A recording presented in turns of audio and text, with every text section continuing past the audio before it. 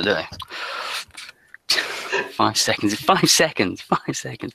Okay, so this is Star Trek Adventures D20 by Modiphius.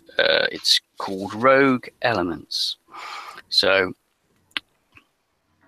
we begin the adventure, and something has gone terribly wrong. You find yourself somewhat dazed and confused after leaving Starfleet. You find yourself in a Constellation Class, the U.S.S Timore.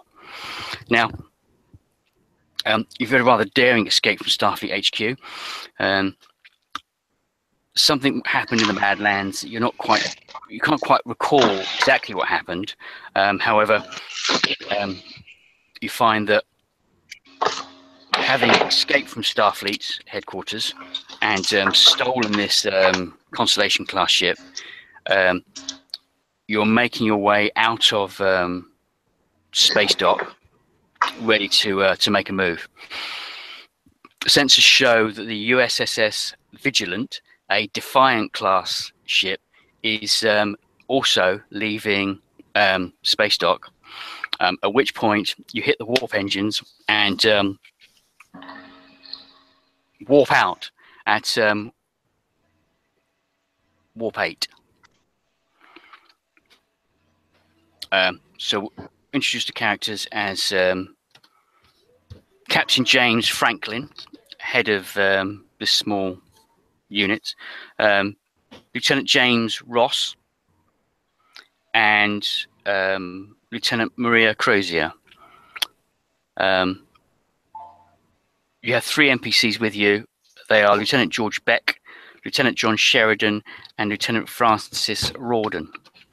So if the other guys turn up, we will jump to those.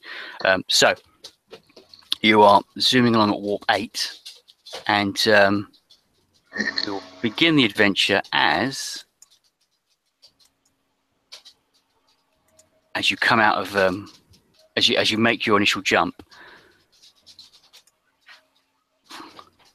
You find, coming out of warp 8 speed, the whole ship is spinning. You've lost gravity. The alarms are going off, but the whole ship is spinning. So, what would you like to do? Yeah. No, yeah, you've got no gravity. So you're spinning in the air. So what would you like to do? Okay, so am I sort of lying? Are we all kind of lying prone or something? Have we just regained consciousness, or? I know you are all. Oh, hang on. You are all awake. Oh, okay. It sounds like something that happened to the ship. That's all. Okay. Yeah, something happened to the ship. And Sorry. Okay. And we're escaping from Starfleet for reasons. Yeah, so you escaped Starfleet, and you've literally jumped in the craft and hightailed it out of there after seeing the Defiant class ship leaving dry dock as well. Made one big jump, as it were, at warp 8, and you find as you come out of that that initial burst of speed, the ship is spinning. And helm. You've lost gravity. Try and get us under control. So with you is security officer and science officer James Ross and security officer Maria Crozier. You don't have any navigational unless you've got navigation in your sheets. You haven't got a designated navigator. You haven't got a designated engineer. As players, you have got an NPC engineer, an NPC XO, and an NPC medical officer. Is the computer online? Briefly, it's intermittent. That's not good. No. The alarms are going off something rotten. Beep, beep, beep. How did you want to? Did you want to talk to one of us at a time and let us go, or I don't want to interrupt? Well, I don't mind. You can, if you go captain, science and security. I suppose captain will determine what he thinks you should do. But you are literally floating around. So if we, if we get rid of this, you are in. Where's the? No, not that one. So you're in the main deck. You're on the bridge of the Constellation craft. Okay, so this is spinning upside down. You are kind of like just turning over and over again, and you're floating around in this section here. Okay, so am I sat in the captain's chair then, the centre seat there? No, you're floating. Right. So the gravity's off. Yeah, gravity's off, and you're floating as the ship is spinning. Right. Okay. You've lost control of the ship, and for some reason the ship is spinning and the gravity's off. So where would my location be? Okay. What's my state? So you are security. The ceiling, by the sound of it. Yes. So once you've got things under control, we'll determine where you are. But we'll go. Let me go. So this is number 1 is captain seat. Number 2. It's got to be the pilot. 3, navigator. 7 is security, and then science, medical, and all the others behind. I've got a list. So CO, helm, navigation, sensor ops, security, tactical comms, and internal systems. Right. So I'm in 7. Yeah.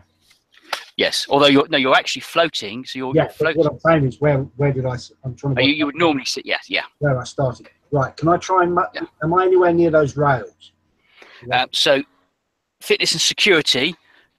Make a fitness and security check to difficulty 2 to see if you can grab hold of one of these rails as you spin. 9. So. 5.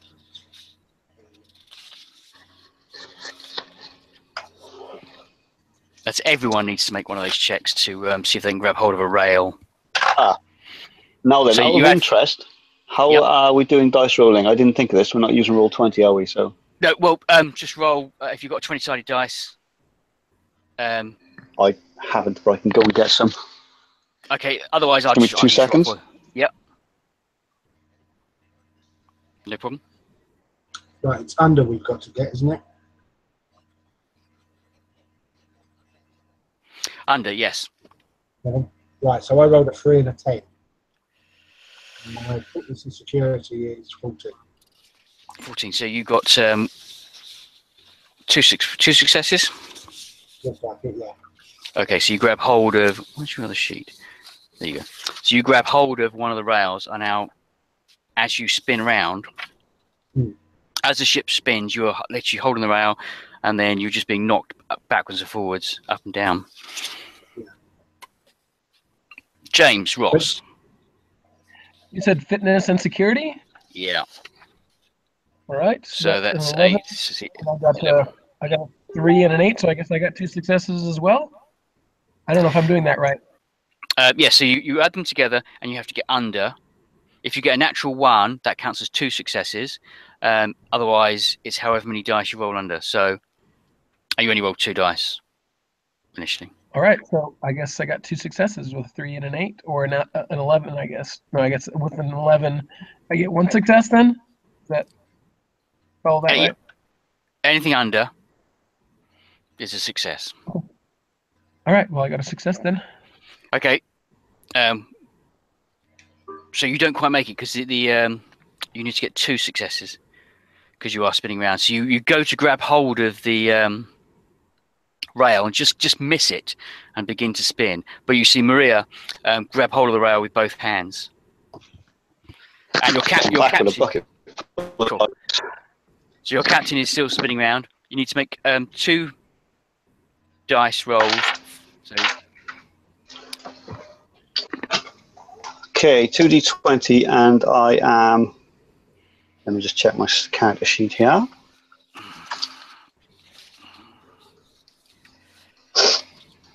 Where are you? John Sheridan. No. Francisco. Those guys. George Beck. Lieutenants. Okay, so I'm rolling. Under. See, it's quite difficult, so you need 2 successes. 2 successes, and I'm rolling. What am I rolling? Control and no fitness and Fitness and security. fitness and security. 11s. I got a 11 and 14, so I got 2 successes. 2 successes. So you grab hold, but you notice that James Ross is still spinning. He almost grabbed hold. So James, you want to have another go at grabbing hold of the handrail? Is it within arm's reach? I think I may. I don't know. I might still have been failing at understanding the roll. So when I rolled 20-sided dice last turn, I rolled a 3 and an 8. Yep. Would that have been 2 successes, or do I add them up? It's 2 separate dice, 2 separate successes. If you roll under your fitness and security, for you is 11. So you need to roll 11 under 11 on either dice, and you got. All right, so I was mistaken last time. I rolled a 3 and an 8. So okay. I guess that would have been 2 successes. Yeah. See, so in fact, both of you. Certainly didn't. So the other guys can't seem to log in. So you, all 3 of you, grab hold of the rail, and are now, whilst the ship's still spinning, you are on point 6 and 9. So you need to make your way. Okay. To.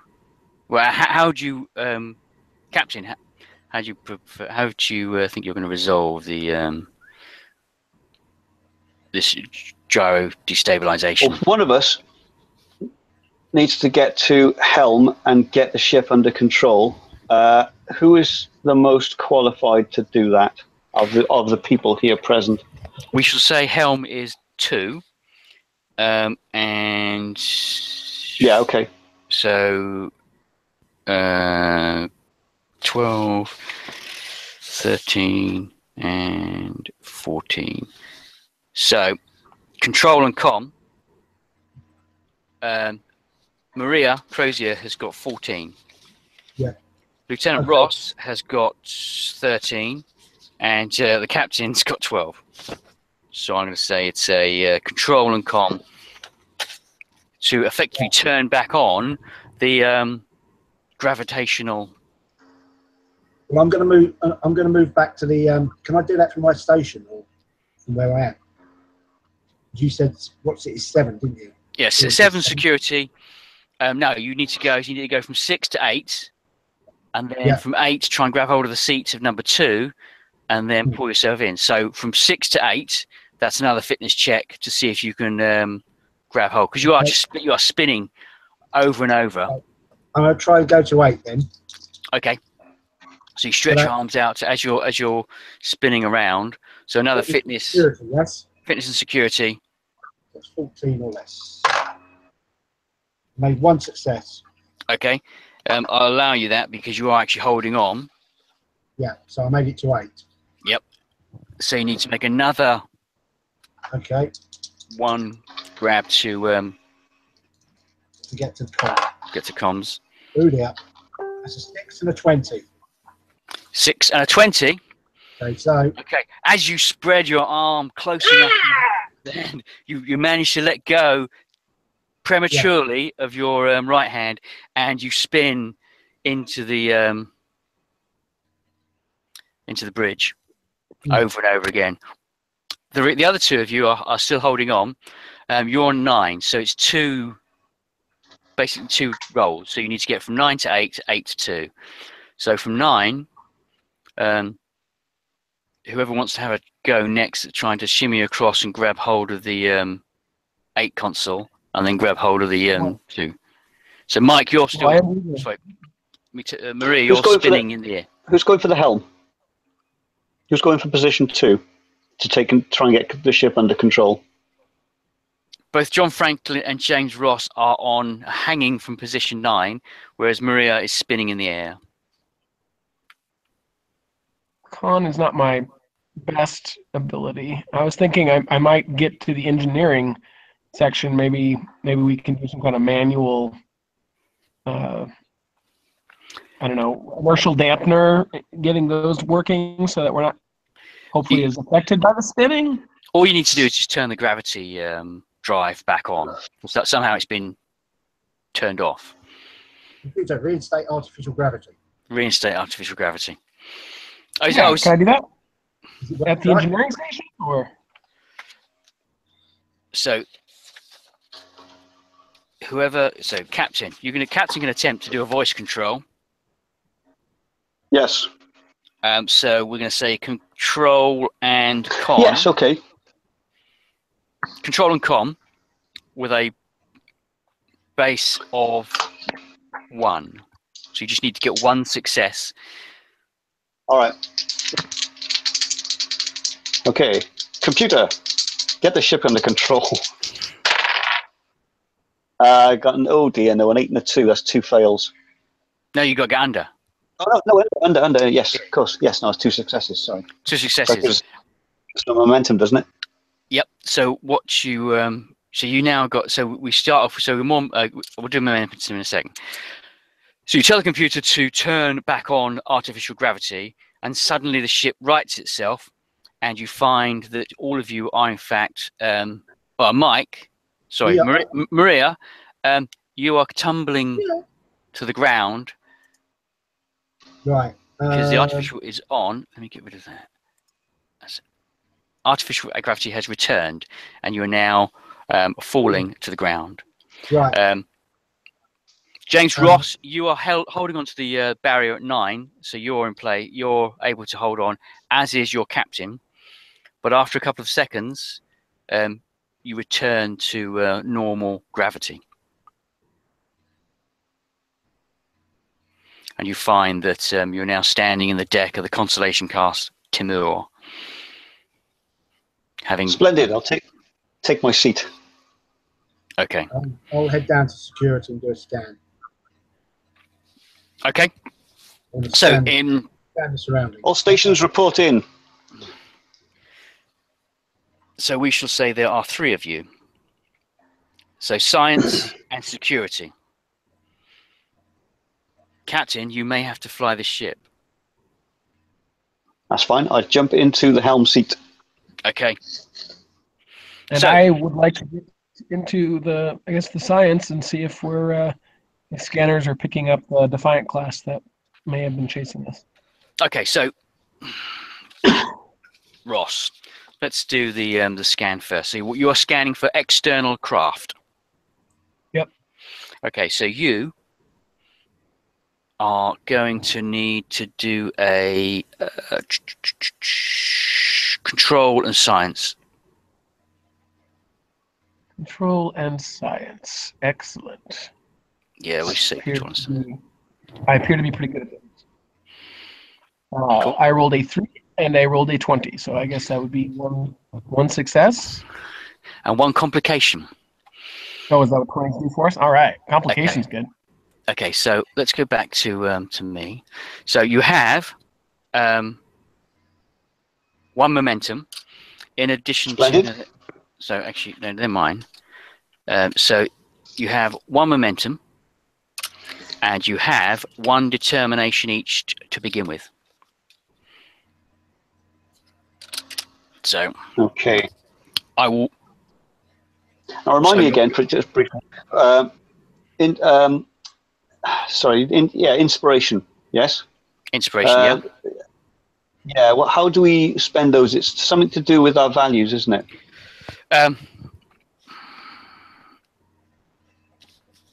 Yes.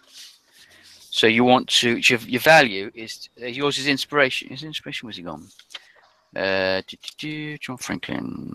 So your values are serving Starfleet as a founding tradition, engineering at heart, never give up on your crew, and lost a previous ship and crew. Yeah. So So determination. if I want to attempt a task and I can argue that one of those values is relevant to it, I can use the determination. You get determination. yeah. I can know they binned one, didn't they? It was inspiration and determination, or something like that. And I think they binned one of them. Yeah, they found that one was being used too much, so they play around with it. So your complication is so James Ross. Your complication is in. As well as doing an external scan, you also get the information from an internal scan. The external scan says there is no, I was going to say aircraft, there's no spaceships in your vicinity or following you. The internal scan shows shows a couple of things. It shows there are 100, there's 200 people on board this ship, of which only 3 are alive. So there's 197 dead people on the ship. So what the hell did they do? So yes, Mike. Captain, yes. Major situation here. I'm not picking up life signs for the rest of the ship. You're picking up they can't. Bodies. They can't have killed them all, surely. In the shuttle, in the Constellation craft, they've got a very large shuttle bay. Your particular Constellation craft has been fitted for search and rescue, so it has extra large shuttle bays. All of the dead bodies, all of the dead bodies are in the shuttle bays, and they were like being thrown around as the gravity was throwing around. Maria, security. Yes. Make a security check. So your security check is right, so that's security and control, isn't it? Or... Yeah, security and control. Okay, so again that's 14. 5 and 14. 5 and 14. Yeah. So that's 2 successes. What was you scanning for? So the transporter. Yeah. Offline. Communications with Starfleet offline. And you found that the warp core is slightly damaged. Okay, can I run I have focus of analysis. Can I run an analysis on the warp core? Yeah. In essence, it's loose. It's been sabotaged, and instead of it being fixed, it's actually wobbling around loose. I'm sure there's some techno babble for that, but it's wobbling around loose. Yeah. Okay. The hydro couplings have been damaged. Yeah. That'll do. Right, I'm going to try and look into that and try and lock it down. Okay, the computer tells you it needs actually someone to go there and physically lock it down. There's no automated lock to the warp core. I'll go. Straight away. Okay. I don't have no engineering skills, but somebody's got to do it. It should be quite straightforward. It's just a matter of essentially locking it down, literally locking it down. Yeah, I'll go down. Okay, so whilst you're doing that, what is the captain and the science officer going to be doing? Hey, well, if I don't, I mean, I think the priority is get the ship back into some sort of working order. Now, I'm not bad at engineering myself. I kind of feel like I should stay on the bridge and keep an eye on things. But if there's little else to do other than get the ship back up and running, I could assist in sorting out the warp core. Yeah, you are you are an engineering at heart. You are an engineer at heart. Yeah. Okay. Well. Tell me where you want me. I also, of course, have an engineering background as well. If all of us need to head to engineering Okay. to pick that up, we can do that. We shall say. I think one of us should stay on the bridge just to keep an eye. I'll stay on the bridge. Me and the captain. I'll stay in the center seat. You guys go and have a look at the warp core. See if you can kind of, I don't know, fix it with some spit and baling wire. It's going to take you a couple of minutes to run down to the engineering bay. When you get down there, you find that the warp core, for argument's sake, is a tubular device that has 3 large coupling that have been loosened. It's as if somebody has attempted to remove the warp core, and they've been loosened slightly. So it just takes a basic strength check, which is strength is going to be fitness and security, obviously, to lock the 3 of them in place. So you need to combine your efforts, and you need to get 3 successes. So you're rolling, whoever's got the highest, you're going to assist. So let's say, for argument's sake, well, actually, I'll tell you who's got the highest. So James Ross, 8 and 3, so it's 11, and that's 14. So Maria has got the highest. So you roll 2 dice under 14, and Lieutenant Ross can assist. So what's that off? So fitness and security. So you need to get 2 successes. Yeah. Lieutenant Ross can assist, and he just needs to roll 11. 1 dice under 11. All right. To assist. Now you can use momentum and determination if you want. That would give you, if you both use the determination, that would give you 5 dice to roll. If you want to. Otherwise, you've got 3 momentum. You have 3 momentum, so you could use a couple of momentum if you like to gain extra dice. And you need to do this. So 2 of them are loose, 1's not loose. So you've got to do it twice. All right. Okay. Well, I'm gonna Let's do this together. Here, let me help you with that. Yep.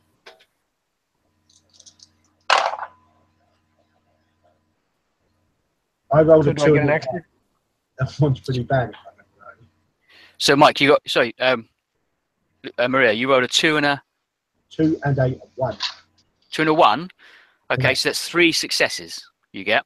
So you get an extra momentum for that. So it's an automatic 3 successes. So even without James Ross helping you, you lock the first one down before he assists. Okay. But James, you can still roll because there's still potential to gain momentum if you roll a natural 1. I did not. I rolled a 14. 14. So you didn't quite have the strength to assist Maria. So you've got 1 more to lock down. You're currently running at 4 momentum. So the last one, it's still jiggling about a tiny bit. So what do you think? Wow, you took care of that one easy. Let's take care of this one too. Yeah.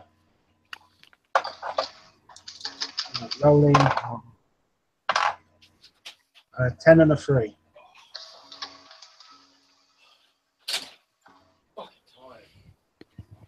10 and 3. So that is another 2 successes. So Lieutenant Ross, you need to assist.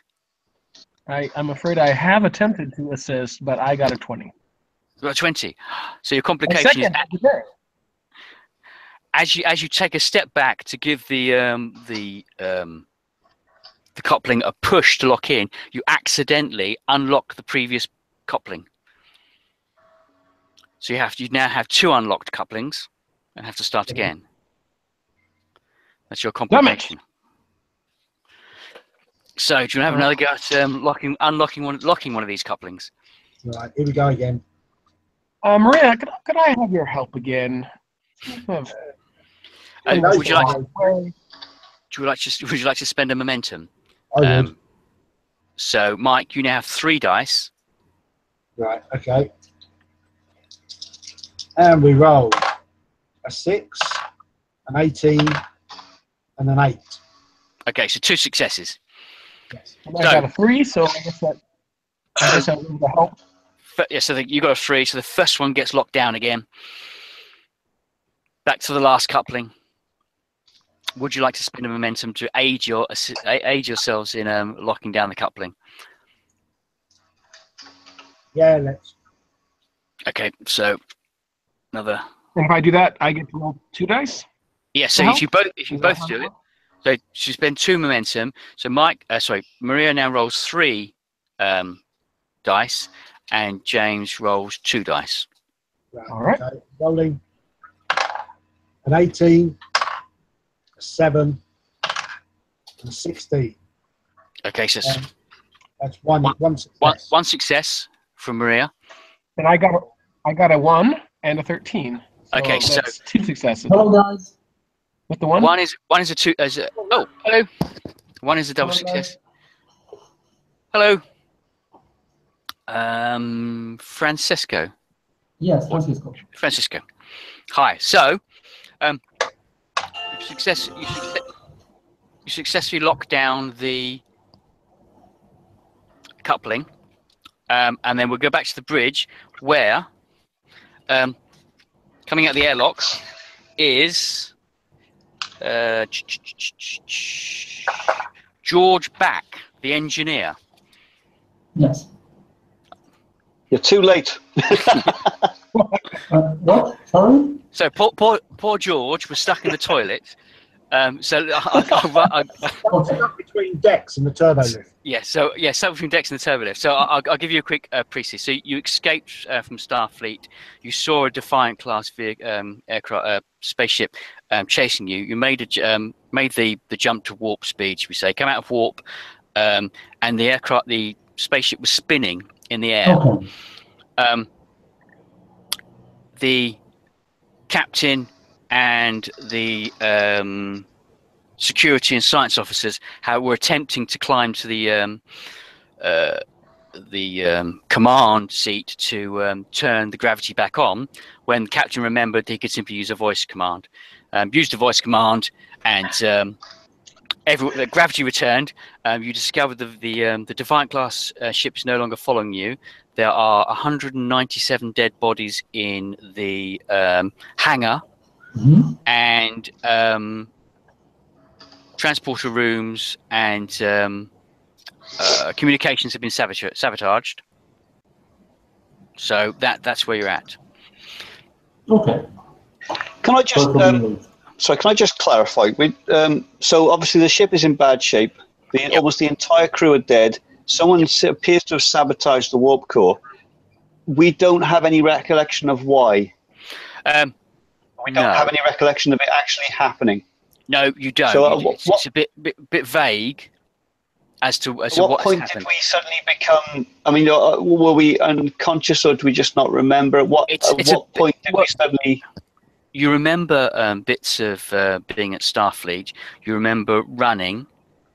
You remember leaving the medical bay, escaping out of the medical bay, the medical labs, and getting up to the Constellation craft and simply pegging. See, there's vague memories, brief, bits of light and stuff.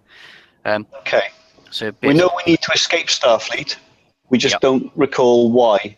We just know it's imperative to get away from them. You've got to go away, and there is an idea that something happened in the Badlands, and the Cardassians were calling for your execution. Other than that, it's pretty vague.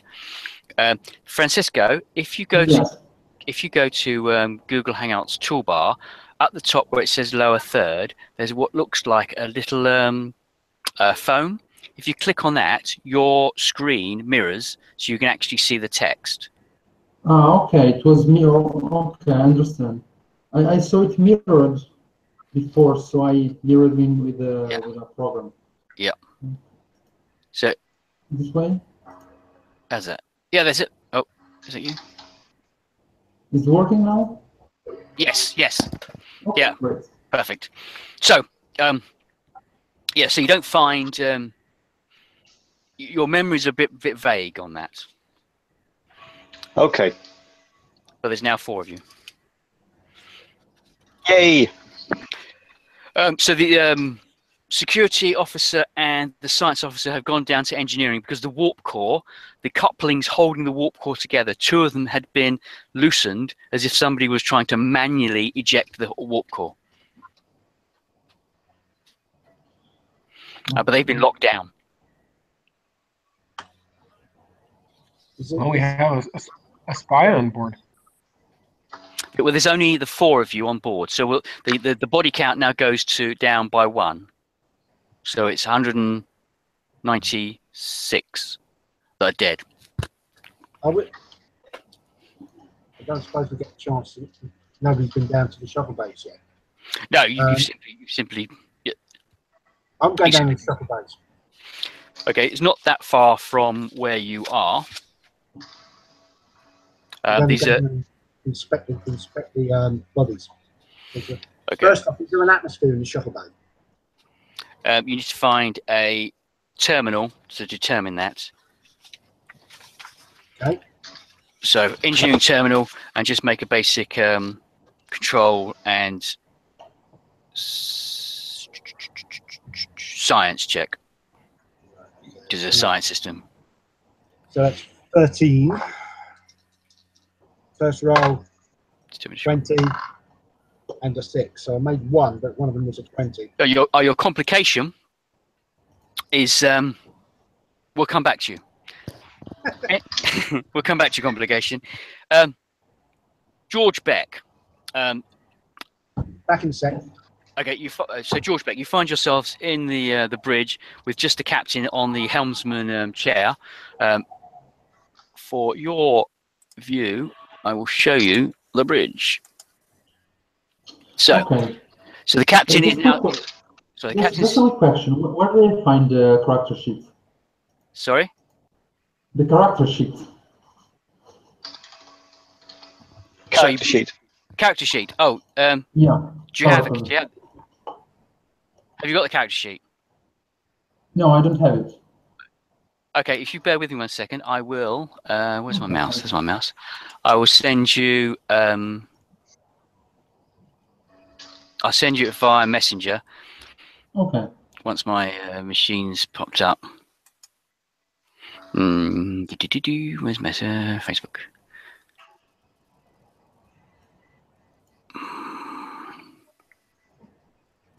It's just taking a couple of seconds. Yeah, so we haven't quite determined who's sitting or which of the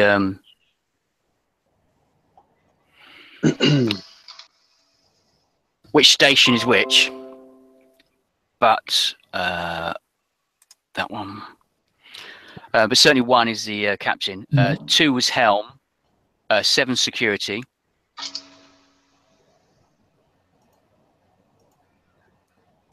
Oh, it's just everything's slow at the moment. There we go. There we go. That's on.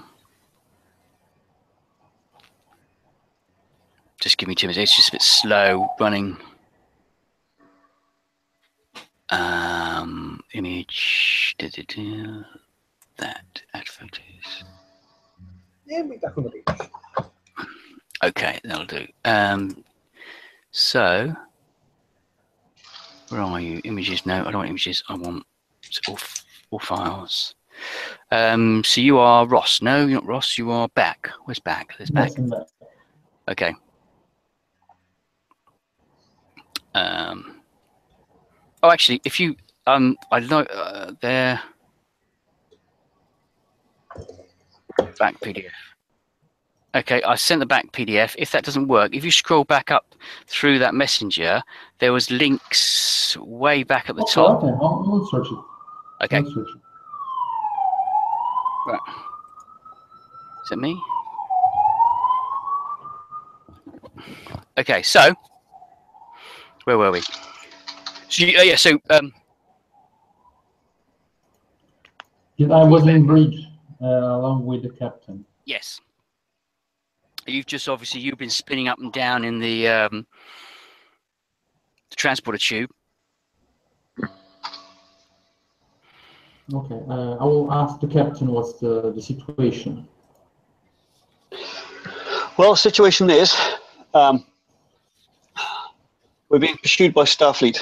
None of us can quite remember what happened, but they want us dead. Now we have to get away. The ship is in pretty bad shape.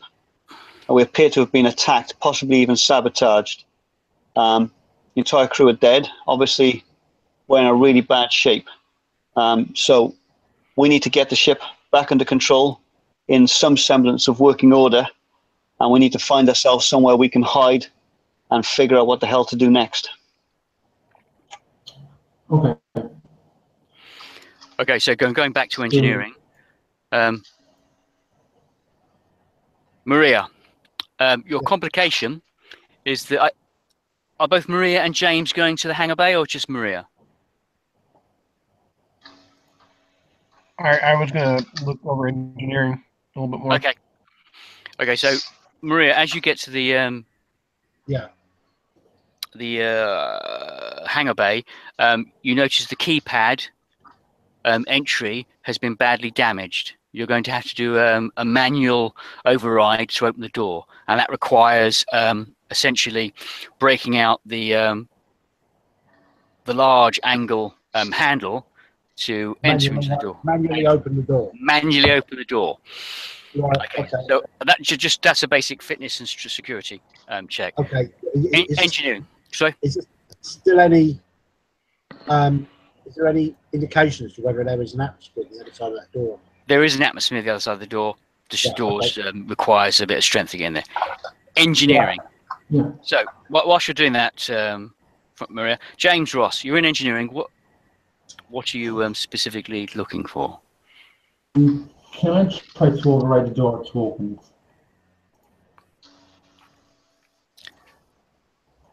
George, you're going. No, it's damaged.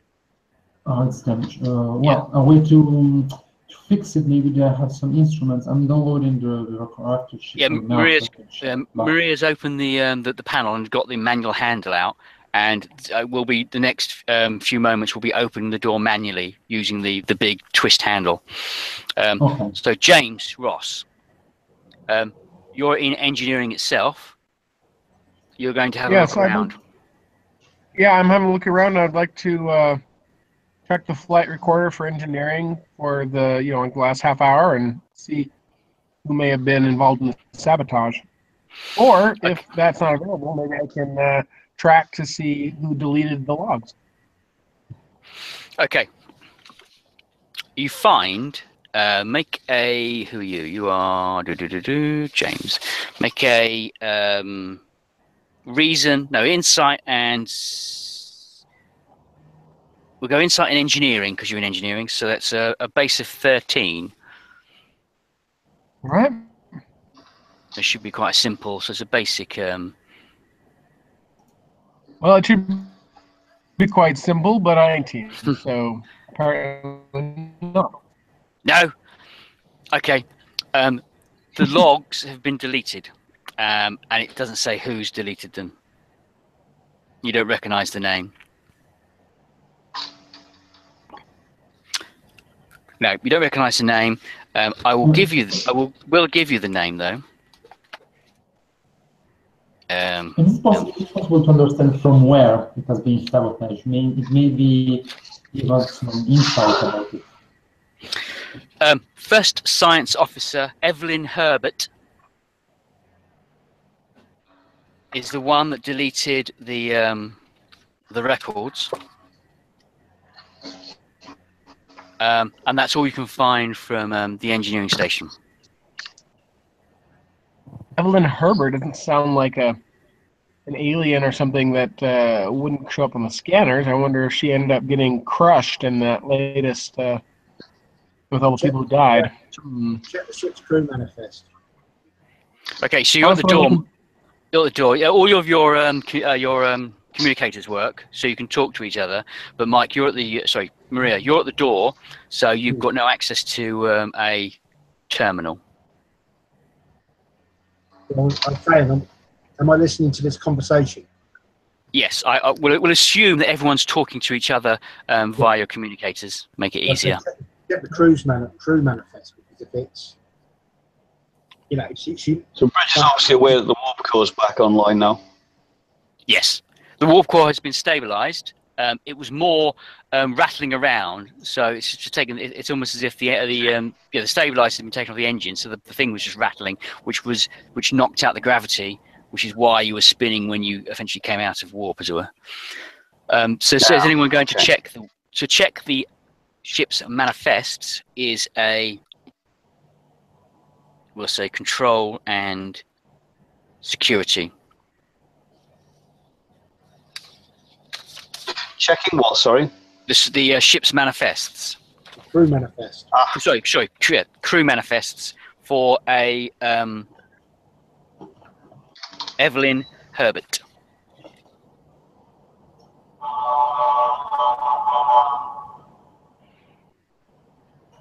So who would like to check? Where's the location of Evelyn Herbert? You're asking the computer for the location of Evelyn Herbert. And she's already believed herself. She probably doesn't have her communicator with her either, but you know. No. Med Lab, Bay 2, Morgue, Pod 5.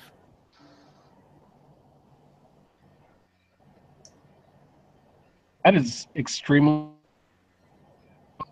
I think I like this computer. She's dead, but she's in the Med Lab as opposed to Shuttle Bay. Interesting. Have I got through the door here? Skip on down to the med lab and take a look. Okay, so who's going to go down to the Med Lab? I'm going also. Okay, so you make your way down to the Med Lab. Maria, you open the Shuttle Bay doors, and you find that there appears to be one Danube class shuttle undamaged that has been locked down in its position.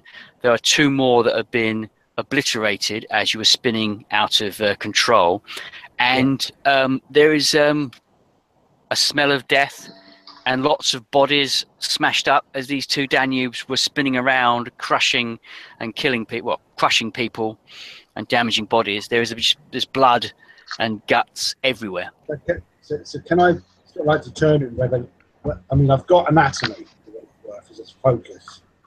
So could I sort of test, could I assume that cause of death was caused by the... Without an autopsy, it's impossible to tell. Yeah. But I mean, they don't look like they've been shot or they've been exposed to vacuum. No, it doesn't look like they've been exposed to vacuum, but they do look badly damaged. Rather than phaser damage. Or... Do the runabouts all messed up as well? There were 3 runabouts in there. 2 are smashed to pieces. The third one was actually locked down and is in, for want of a better phrase, perfect condition. It was locked to the hull as you were spinning around. Right, I'm going to run about a quick once over. Okay, quick diagnostics. As you're going to do the diagnostics of the runabouts, and I'll try and bring it back up online. That will keep it going for a bit. Okay, George Beck, you make your way down to the Med Lab, and lo and behold, you are in the mortuary element, and there are a number of mortuary pods, of which it shows there are 6 that are full, shall we say, each with dead bodies in. Okay, can I check somehow when this person who sabotaged us died, when and how, and if it's before would be sabotage? There is no record of how they died. It simply says Maria.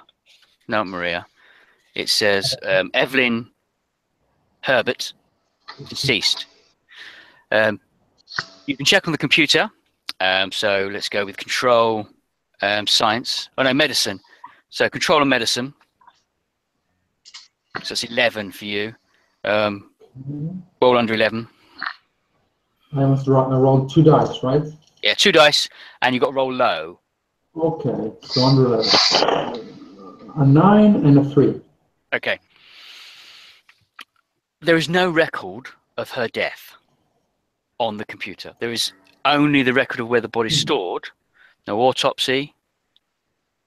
There is a link to a supplementary entry, which points you to a location entry. So the ship's log says that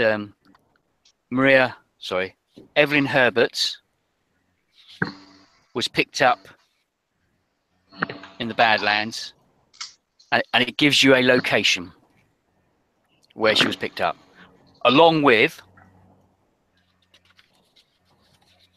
5 other people.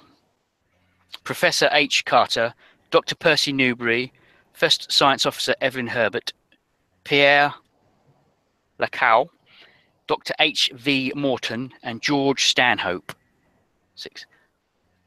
So you picked up in the Badlands, but this particular ship picked up in the Badlands. Okay, so they're probably from another crew. We don't know this. Yep. This person. Can we check on the logs the reason we stopped the Badlands to take the Okay, so the reason why ship or whatever. Okay, the reason why the U.S.S Timore was in the Badlands was about a month or so ago. The USS Voyager disappeared, chasing a marquee ship into the Badlands. You were there as the Constellation Class ship was the last craft in the area, making a final sweep looking for Voyager. And then we picked up the U.S.S Timore. There is a link. There is an entry for the captain's log. You're not going to be able to access it from Medical Bay. The only way to access that is from the captain's chair. Okay. Do I leave that to me? I called the captain and asked him. Okay, so for this particular element, if everyone who isn't the captain can either take their headphones off or mute their find a way of not listening to what I'm about to say. If you need to just talk to me, you could send me a message through Messenger. Okay. Facebook. Okay. Well, the personal log, captain, is yes. Okay, the personal log is on page page 4 under second part. Both of those 2 entries.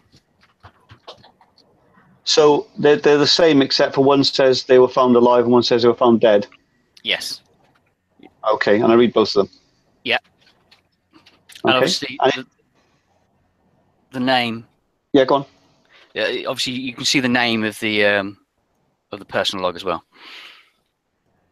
So it's up to you how you relay that information to the team. So it's actually hang on. So it's me that made the log. Yes. Yes. Okay. Okay. So I need to.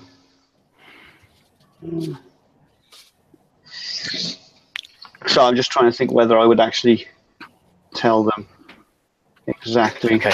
I'm going to. Whilst you're deciding, I'm going to tell them to turn the. Yeah, sure. Turn on sound. Let's see if that works. Yeah. I can. Have I spelt right? Okay, so is everyone back? You're here? Yep. Yep. Yes, I'm here. Cool. Ben?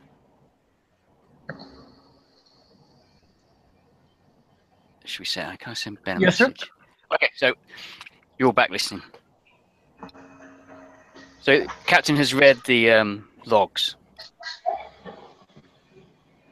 Now, I assume it was only I can access the Yes. Yeah. logs. Yes. Okay.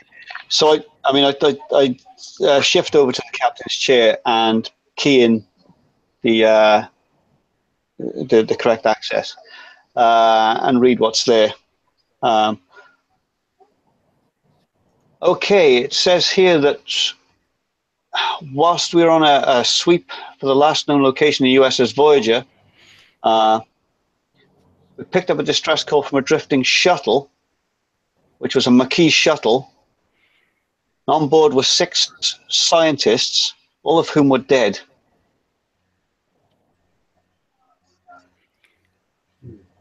And that's the scientists there, the dead scientists are those we found in the morgue now. Yes.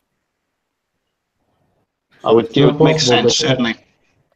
Now, the biggest thing you notice, Yeah. you realise, is that the 197, 196 dead beings, shall we say, that the computer initially said didn't include these 6. So, in fact, your body count goes up to 202. Are they actually dead? Can I do? I'm in the morgue. Can I open one of the Yes, you can. coffins and check if they're actually dead? Do you have any medical skills? Let's see. Where are you? You are medical skills. I don't know whether you've got Franklin. Offices. No. No autopsy. You notice that no autopsy No. was actually run on these beings' bodies. No official autopsy. Okay.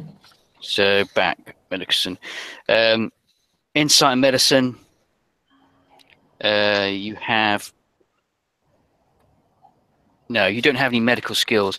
Your medic didn't log in. Okay. So can I check the tools or something basic, really basic, or can the recorder tell me just if they're dead or not? Yes, they are dead. No known cause of death. You can't see any blunt force trauma. You can't see anything. There's nothing obvious to the bodies that, because obviously they're completely naked, cover the sheet. As you wheel it back, there's nothing without. You can't tell whether it's poisoned or whether it's a heart attack or anything like that. Only this is just they're definitely dead, but you can't tell the cause of death other than doesn't appear to be blunt force trauma, gun phaser blasts or anything like that. They have just expired. So it's just impossible that Evelyn Herbert sabotaged the ship if she was dead, of course. So it must be someone else from the crew. Say that again. That it couldn't have been Evelyn Herbert to sabotage the ship if she was already dead when they picked them up. We picked them up. So it's obviously someone else from the crew that sabotaged it and used that name to cover it. Yes. Or, well, the assumption is whatever you make. So I concur. That seems likely. Don't recall ever seeing a corpse get up and walk around before. Yeah, of course.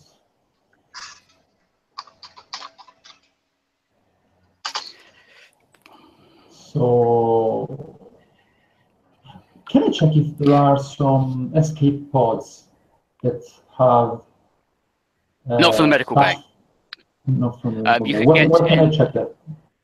Where can I just the medical well-being of the crew. Now,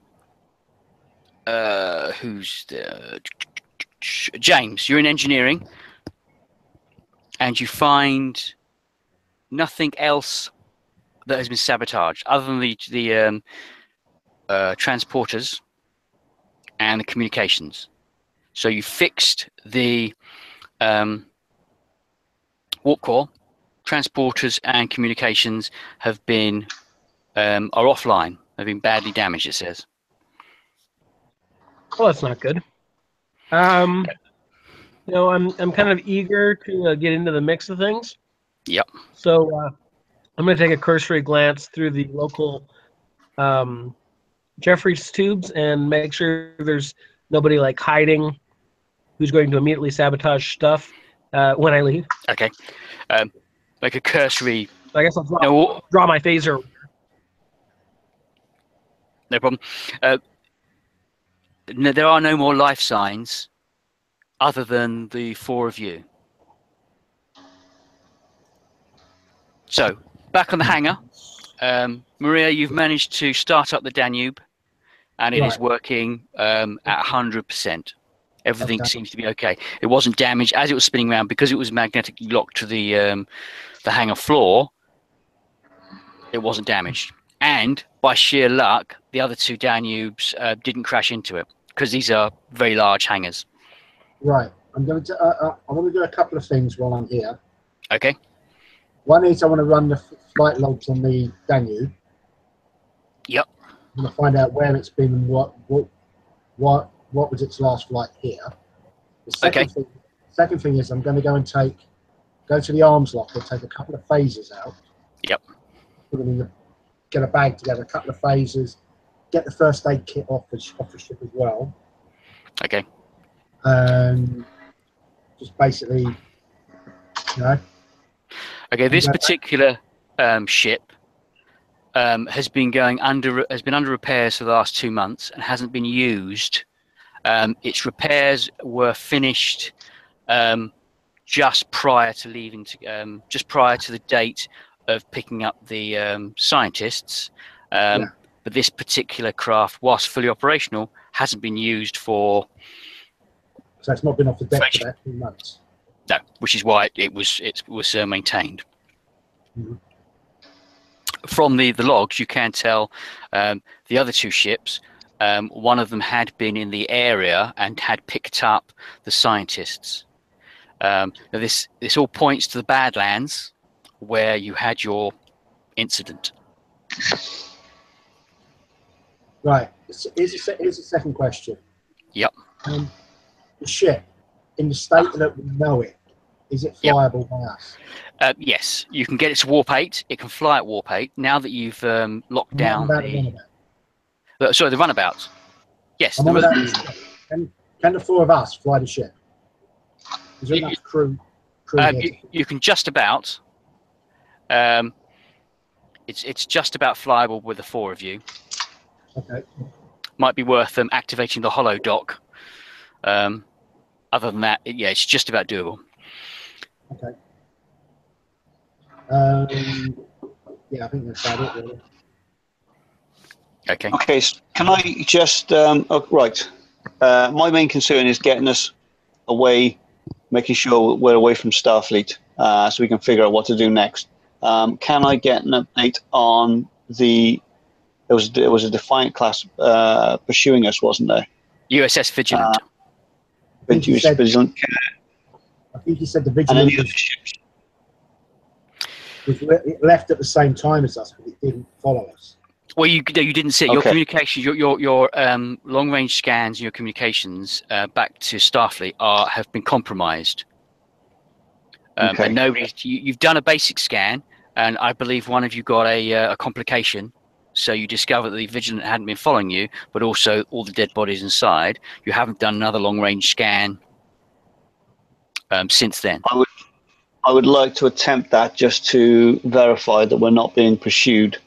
Okay, so the only person on the bridge is the captain. Yeah, that's me. So you can go over to long range scanning. So from sensors, so that would be, let's go with control and science. No, go control and security. Science. Yeah, so you're 13. 13, okay. You can get the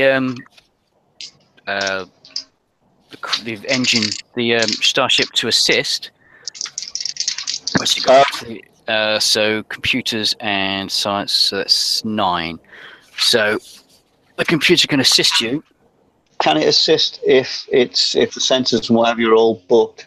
mind you, I wouldn't be able to do anything if they were. So You won't know. Should you? So communication's still down, and you got one success with the U.S.S Timore. So, Captain, if you roll Yes. 2 dice, you got under 13. Okay. No, 2 fails, I'm afraid. 18 and 15. 18 and 15. Okay, it fails. The computer does do a rudimentary scan, but you can't. Yeah, you can't pick anything up. It's static. All right, this concerns me because I don't know. They could be right on our tail. I have no idea. People, what is the condition of the ship at the moment? Are we actually? I mean, are we actually sort of flyable? Is it? Are we running okay? You're stationary, and you The warp engines are back online. Yep. Some systems that are very, very nice to have going at warp. I think if we're warp ready, what are some of the damage to the sensors? If we're warp ready, I'd like to get underway and get out of here. We're going to be sitting ducks. All right. Well, I'm manning the engineering station. I can that gets done. Like I said, I'll give you a full damage report in a few minutes as well. Okay. Excellent. Can we start up the warp core yet? Warp core was always on. It would just need to be locked down. It's just a matter of initiating warp drive. Fire up the engines. Okay, if no one else is available, can I then get us underway? Yes. Do you have a particular location in mind? The Badlands would be a good place to want to avoid sensors. I think the Badlands might be a good place to start. It's a good place to be hidden, and it might give us some answers as to what's going on as well. Okay. Yeah, maybe the location we found the ship. Captain, as you stand up to walk to the navigation desk, you pull down the top of your shirt, and you notice tucked underneath the right-hand side is something, a bit of paper or parchment or a bit of cloth. Okay. What on earth is this? As you pull it out, it's a scrap of old parchment. It has the parchment. Yep. It has a name on it. Gone. And a location with star coordinates. Would those star coordinates happen to be in the Badlands? They are in the Badlands, and they match roughly the location of where you picked up the scientists. And the name on the parchment is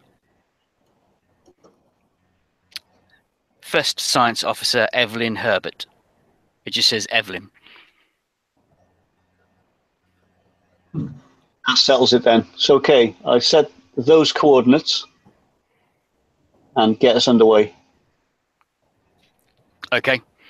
And it's going to take a while to get there, but you are on full warp 8 power.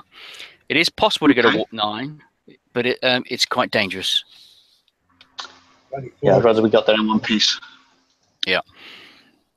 So whilst you are flying through the ether, throwing through the stars, what else would you like to do? Is there anything else you'd like to do? Well, I'm happy we're underway. You're underway. There's a moment now that you find yourself, not so much downtime, but a moment to take a breath and to realise that you've actually got away and are not home free, but have got a good chance of escaping, as it were. So a chance to catch up with things. Yeah, maybe it's a good idea to see everyone. Can I get the captain that damage report? Okay. The major damage is that everything was internal. So the external nature of the craft is in perfect working condition for a craft of its age. Warp core engines are perfectly okay. The issue was only somebody had manually attempted to unlock and remove the warp core. The transporter room has been trashed. Transporters, you're going to need a full refit crew to repair these. They've been damaged beyond repair, ripped up, wires cut, items smashed, really badly damaged. You haven't got access. Sorry. The Danube class vessel that seemed to be in full working condition, is its transporters available? It should be. That's working. Yeah, that's working. So the Danube class craft is working fine. So that's got a two-person transport pad on it. Apparently. Cool. Yeah. Yes. The other two are smashed to pieces. Is there any way we can connect? Is there any way we can connect that with the rest of the ship equipment so that we can use transporter if we need to in an emergency? Only if the Danube is in the ship, and if you need to do that, you can either spend some time doing it now, or make some rolls later on. Well, if the captain thinks it's a priority, I can do that. But if not, then we'll just have to remember it'll be a little bit more difficult for us to transport around. Yeah, I mean as long as we're underway, I'm happy. So if you want to have a look at that and see if you can repair it, then please do. I will go and help also, since I'm an engineer. Okay. One of the big issues you do have is you have 197 dead and smashed up bodies slowly decaying in the hangar bay. Kevin. Yeah. These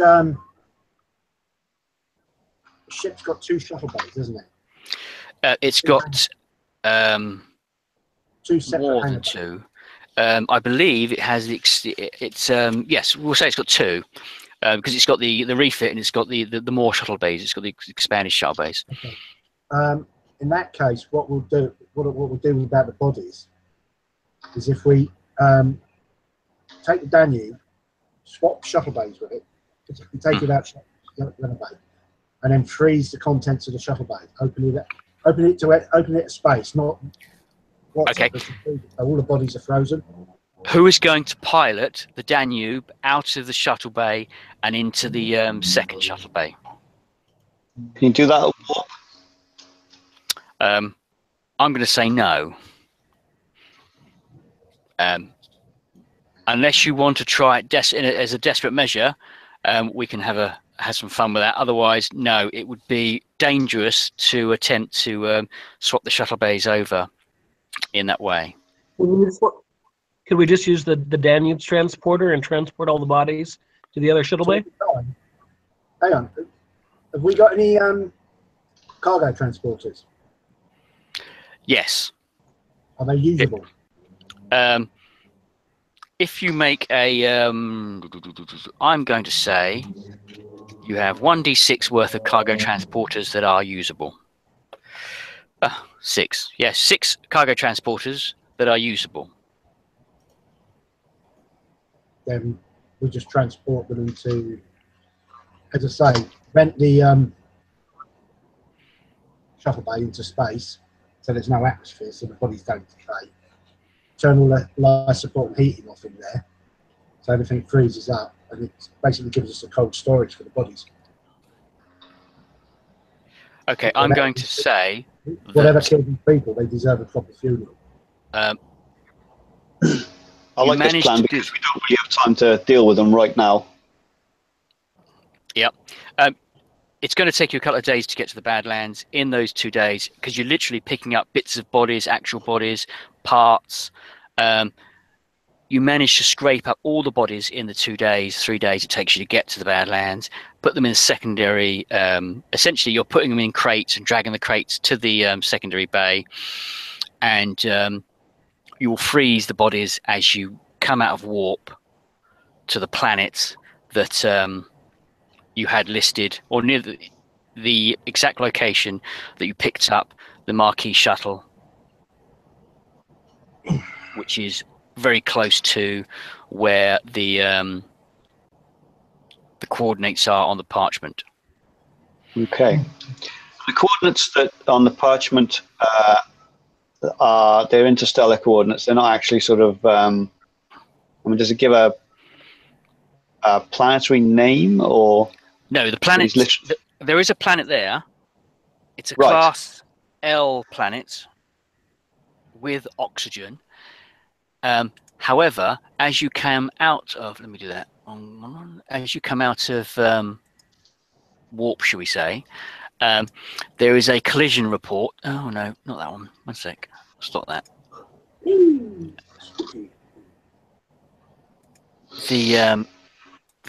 That's it. There's a collision report. Evasive maneuvers required. Captain, you have the helm. Okay. I will assume now that time has passed, all four of you are back on the bridge. Who's flying the ship? Me. I don't know. You've got the highest pilot. 10, 11. Maybe it's better if I stay in engineering. 3, 2. Con is flight control. I always get con and helm confused. Yeah, Maria, his con and control has got the highest con and control.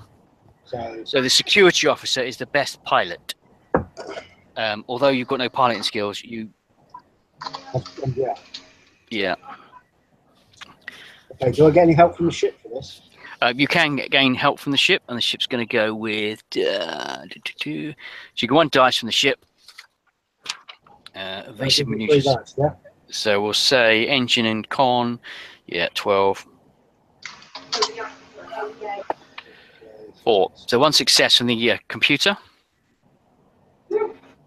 Okay, so I get 2 dice, yeah? Yeah. Right, first one is a 6, followed by another 6. Excellent. You bring the ship, the craft out of warp and turn it in time to miss this thing that is orbiting the planet. It just looks like a derelict hulk that's just floating there in space. Maybe that's the ship. That's the Mackie ship. It's covered in detritus and grime, and you can't work out from a visual perspective. You can't work out what the ship is at all. There's no lights on. It's just a dark shape in the sky. Can I perform an analysis to see what's there? You run a scan. Yep, you run a scan. Just do. We'll go with reason and science for a scan. So it's 11. I'm going to warn the phases up. And science. I must add the attributes and discipline, right? Yes. So 14. Okay. The computer failed to help you, but it just comes back as a craft of unknown origin. All systems are off. It is literally floating in space.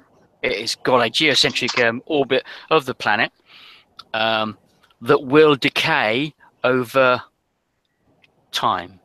You're looking at another 30 to 40 years before the orbit's decayed totally and it crashes to the planet core. But this thing has been off.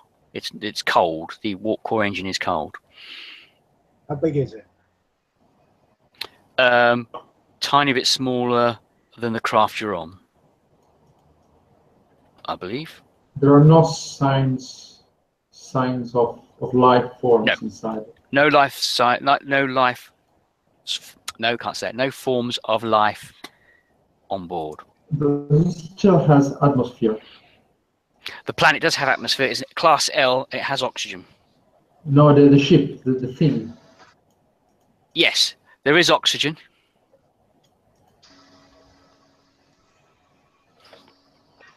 Well, it seems to be dead. Maybe that's possible, James. Scan of the planet.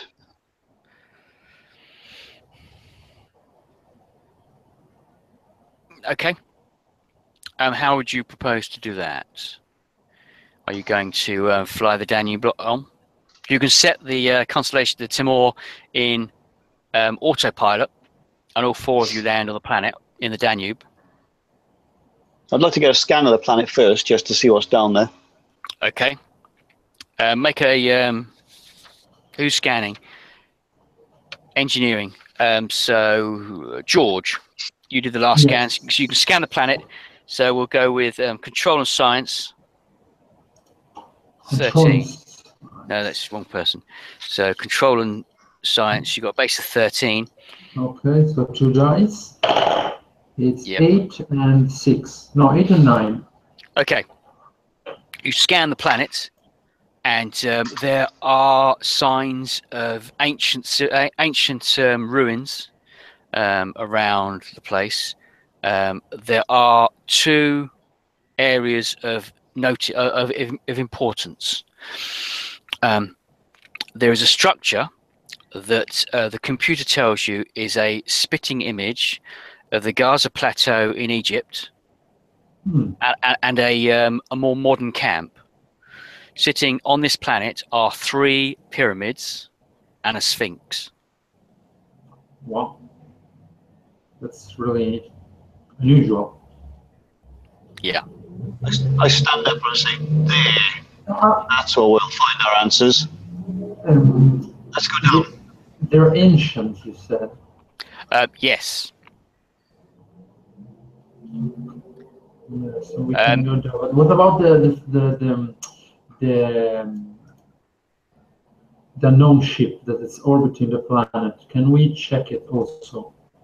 Maybe it has some information. I'm not concerned about that right now. Okay. I think it's more important we go down to the planet. There are no life forms there in the camp.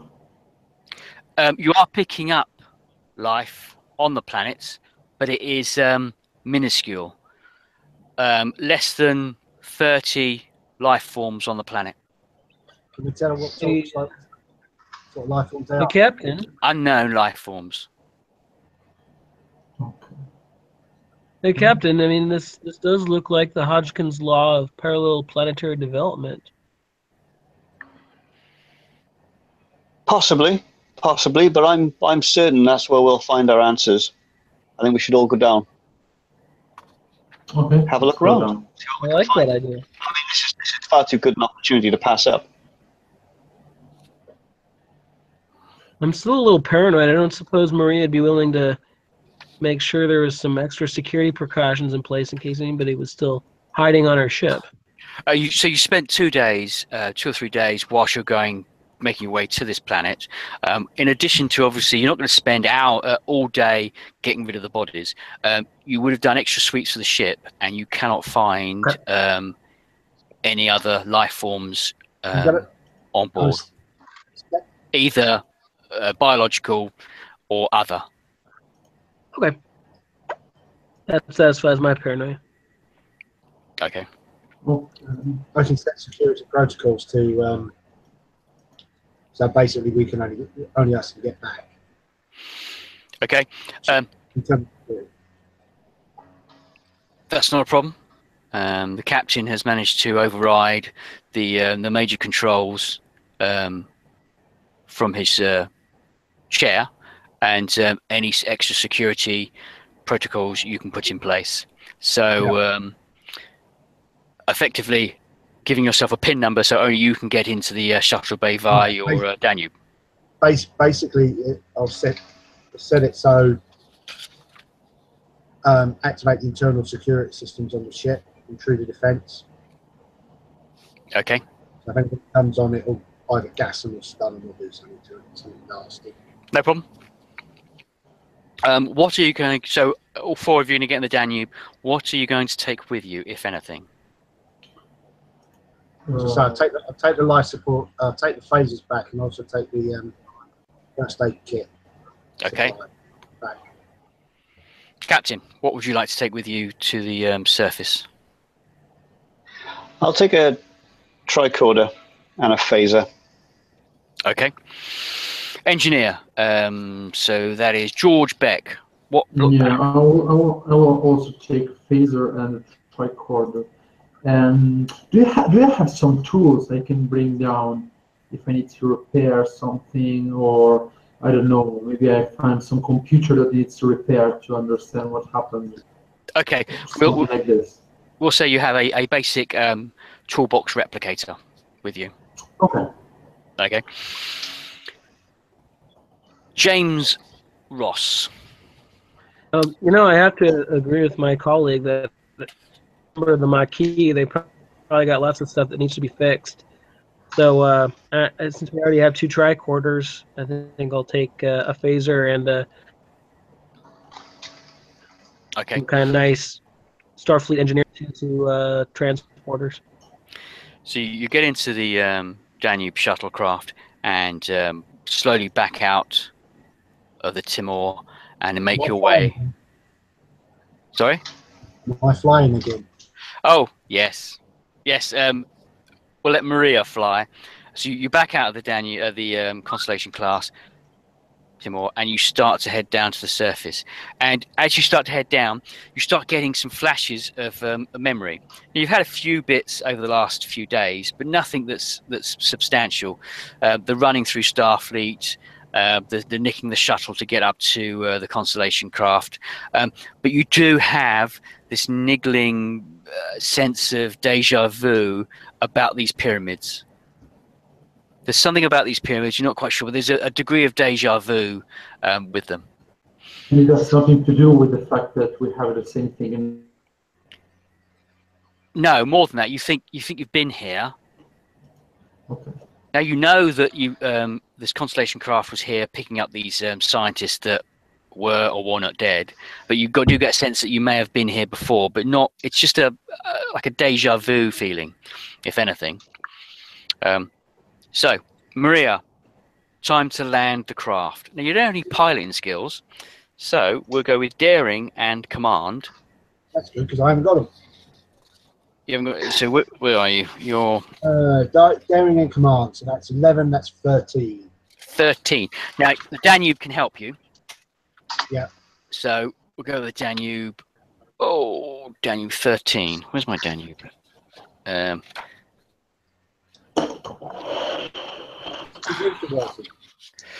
Danube. The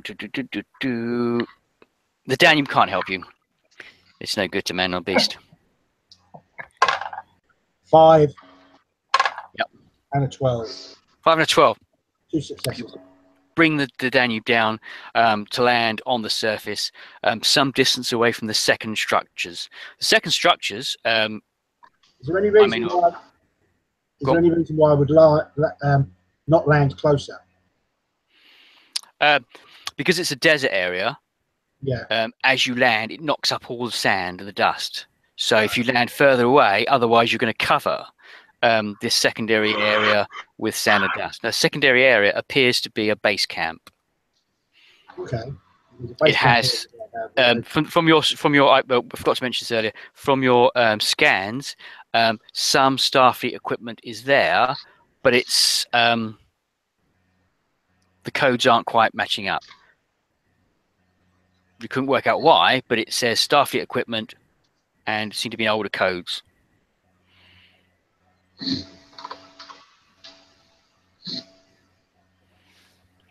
Okay, I'll land the ship. So you land the ship some distance away from the base camp.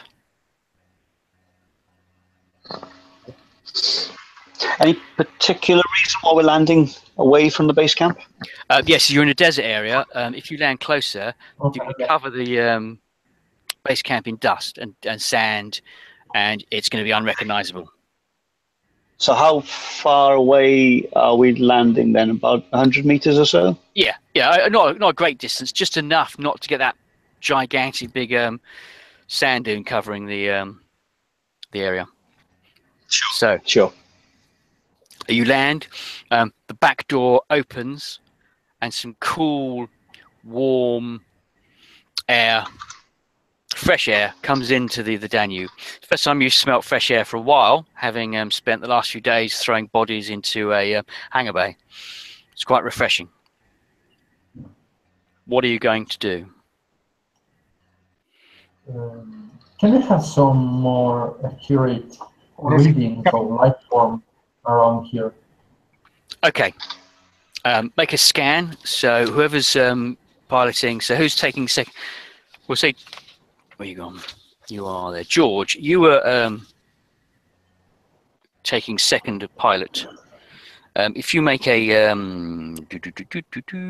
control and science to do another scan, so it's 13 under 13. 2 dice under 13, and 8 and 13. Okay, the scans of the Danube help you, and you find there is approximately 20 life forms about 6-7 miles away in a valley. You can't pick up any life forms in the pyramids, but that could be due to the fact that these are massive big stones and your instruments might not be able to get through them. Okay, and about in the camp there are no life forms? No life forms in the camp. Okay, and those are in the valley. You said in the valley. You said, right? Yes. So some 6 miles, 5-6 miles away, there is a part of the topography is a valley, and there appears to be some kind of life forms there. Okay, and those are human life forms, humanoid life forms. Humanoid life forms, and you also pick up an energy reading. A what? An energy reading. Energy reading. Yeah. Okay, so Very low level do energy. you have any? I forgot to ask. Do you have any knowledge on the ship's log regarding this planet or this camp? No. There was an entry of picking up scientists, but no entry of any reference to landing on the planet. And any reference to the planet itself? Any, I don't know, in the library? No. Okay. There's no reference to this planet actually existing. Okay. I suggest taking to check the camp to see if we can have some information on what happened or on the group that is hiding in the valley. Mm-hmm. Then we can check the valley maybe. Okay, so you've relayed the information to the captain. So life forms, 20 life forms, and some low-level energy source in the valley. You're getting some interference from the valley sides. No life forms are being picked up in the pyramids, but then if it's built like the Gaza pyramids, these are giant several-ton blocks, so it's possible that you can't penetrate the blocks. I think we should go and introduce ourselves. And I start making off towards the pyramids. Okay. Captain, Okay. I suggest we go. If you want to go and do that, I'll take the runabout, and I'll do a flight over the valley. Take a sensor sweep, see what's down there for real. I don't think there's any need for that. I think we should all go together.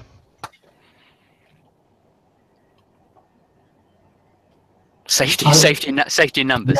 Yeah. Are you sure it is safe? It was a Maki ship we picked up here, so they may be still Maki here. Maybe they're hiding. Captain, can I ask you a question? Certainly.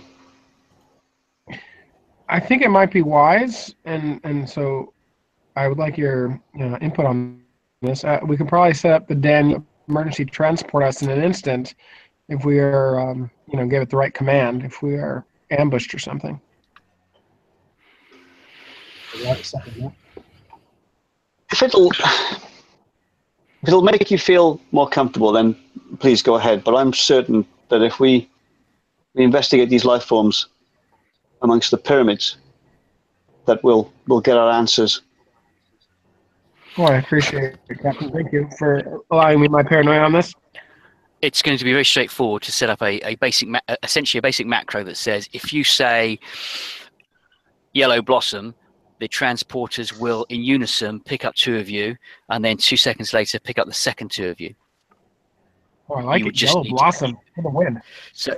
So you would just need to decide, if that happened, we will decide then who goes first and who goes second. Well, the captain for sure must go first. Okay. And the pilot, because obviously that would be a problem. So you're leaving the Danube locked up, and you're making your way to the camp. From the looks of the topography, it's quite flat. You head up towards what appears to be some kind of causeway, heading towards what looks like a spitting image of the Gaza Plateau. The biggest difference is the head of the Sphinx. The head of the Sphinx in Gaza has got a pharaoh's head. This appears to be much larger and appears to be a jackal's head. It has a rather long, elongated snout with the ears and stuff. Now, there was some speculation years ago that the Gaza Sphinx did in fact have a facelift, and some features were removed because the head is out of proportion to the rest of the body. You make your way up to the base camp, and what you can see is a standard Starfleet science base camp. You've seen these a number of times in the past, and that's where we'll pause things. I'm not paying any attention to the base camp. I'm just staring at the pyramids. Okay, we'll pause things there because we have to do a flashback. Now, when I run this in Dragon Meet, I'll be handing out extra character sheets, but that would have given the game away for you guys. So use your existing character sheets. But in fact, we're going to play out an incident that happened 30 years ago. So you are, in fact, Professor H. Carter, Dr. Percy Newbury, First Science Officer Evelyn Herbert, Dr. Pierre Lacour, Dr. H.V. Morton, and George Stanhope. You are a science crew that has been searching for rumours of a billion-year-old city on a planet. Whilst at Deep Space Nine, 30 years ago, you discovered from a Ferengi that there was this particular planet. You've organised an archaeological dig. You flew your Earth class craft, the U.S.S Carnarvon, to this planet. Now, Evelyn Herbert still thinks that you should be on a different planet, but these are the coordinates you found. You've set up base camp and are making your way to the Great Pyramid. So this is a flashback scene of what happened 30 years ago with the 6 scientists. So we'll say Captain is Evelyn Herbert. So Franklin. And who wants to be Professor Carter?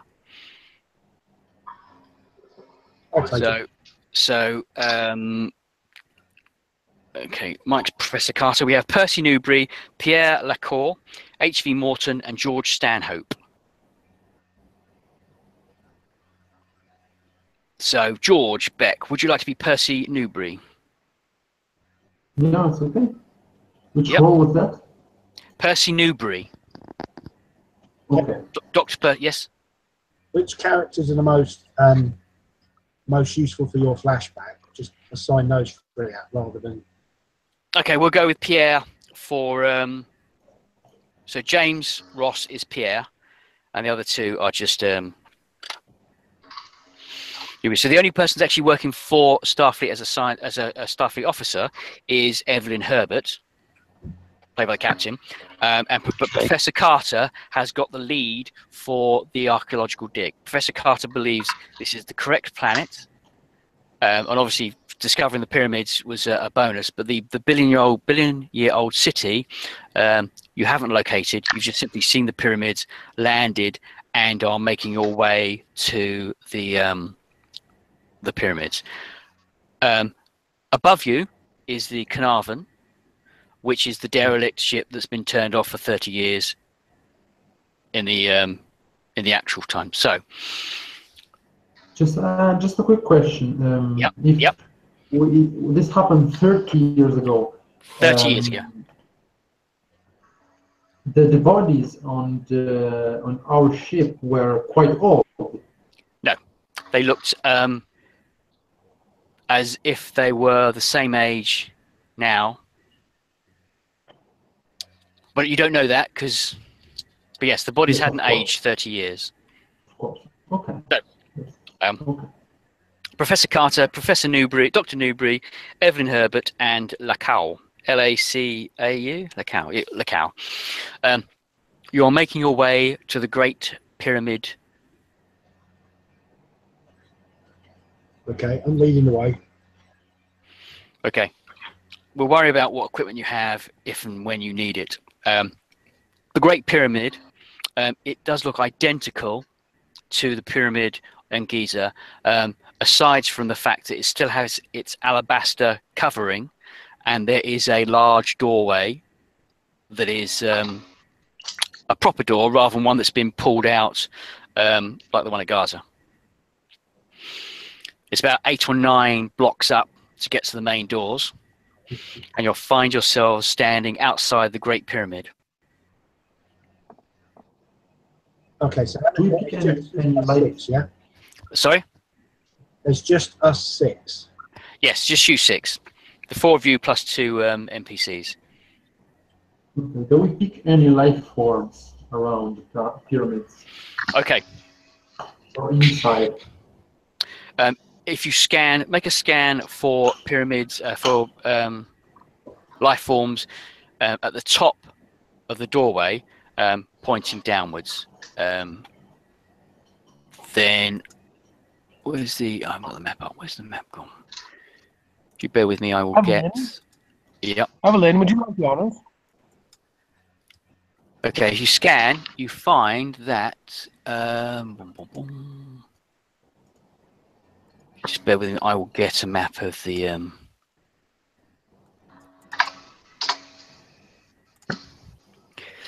The pyramids up.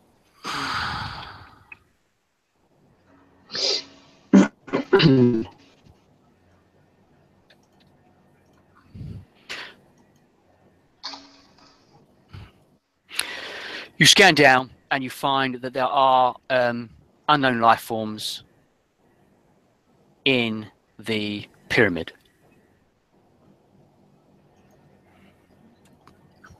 Okay. Oh dear. Has somebody beaten us to it? Sorry? Kevin, I'm going to go ahead anyway. Has somebody There's only one way to beaten us find to it? So Take a look, I guess, but be cautious. Do we have a first contact? Okay, Do we have a, remember this trained in dealing with first contact? We have to be very careful we don't start a war. yeah, that could go badly wrong. Kevin. Yeah. Kevin. Yep. Are we Starfleet or are we just science crew? You have got one Starfleet officer, That's me. and you have the rest of you are simply archaeologists. Now you have got Starfleet officers up in the Carnarvon. And do we have to follow the Prime Directive? That was my next question.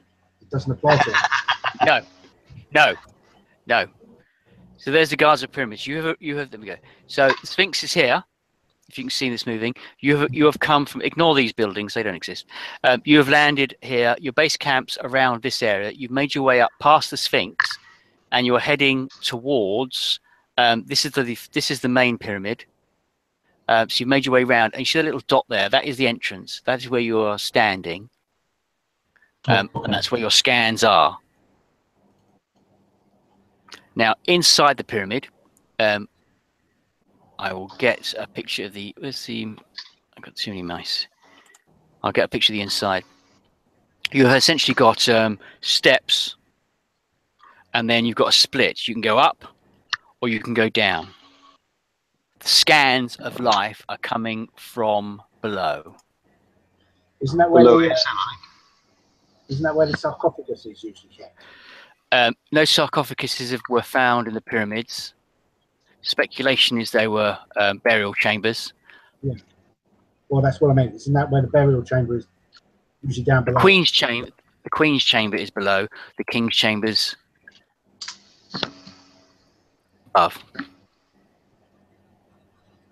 Well, I think we have to assume that there's another exhibitionist group here, another group to find out what's going on. Maybe we need to go up north and cut it off.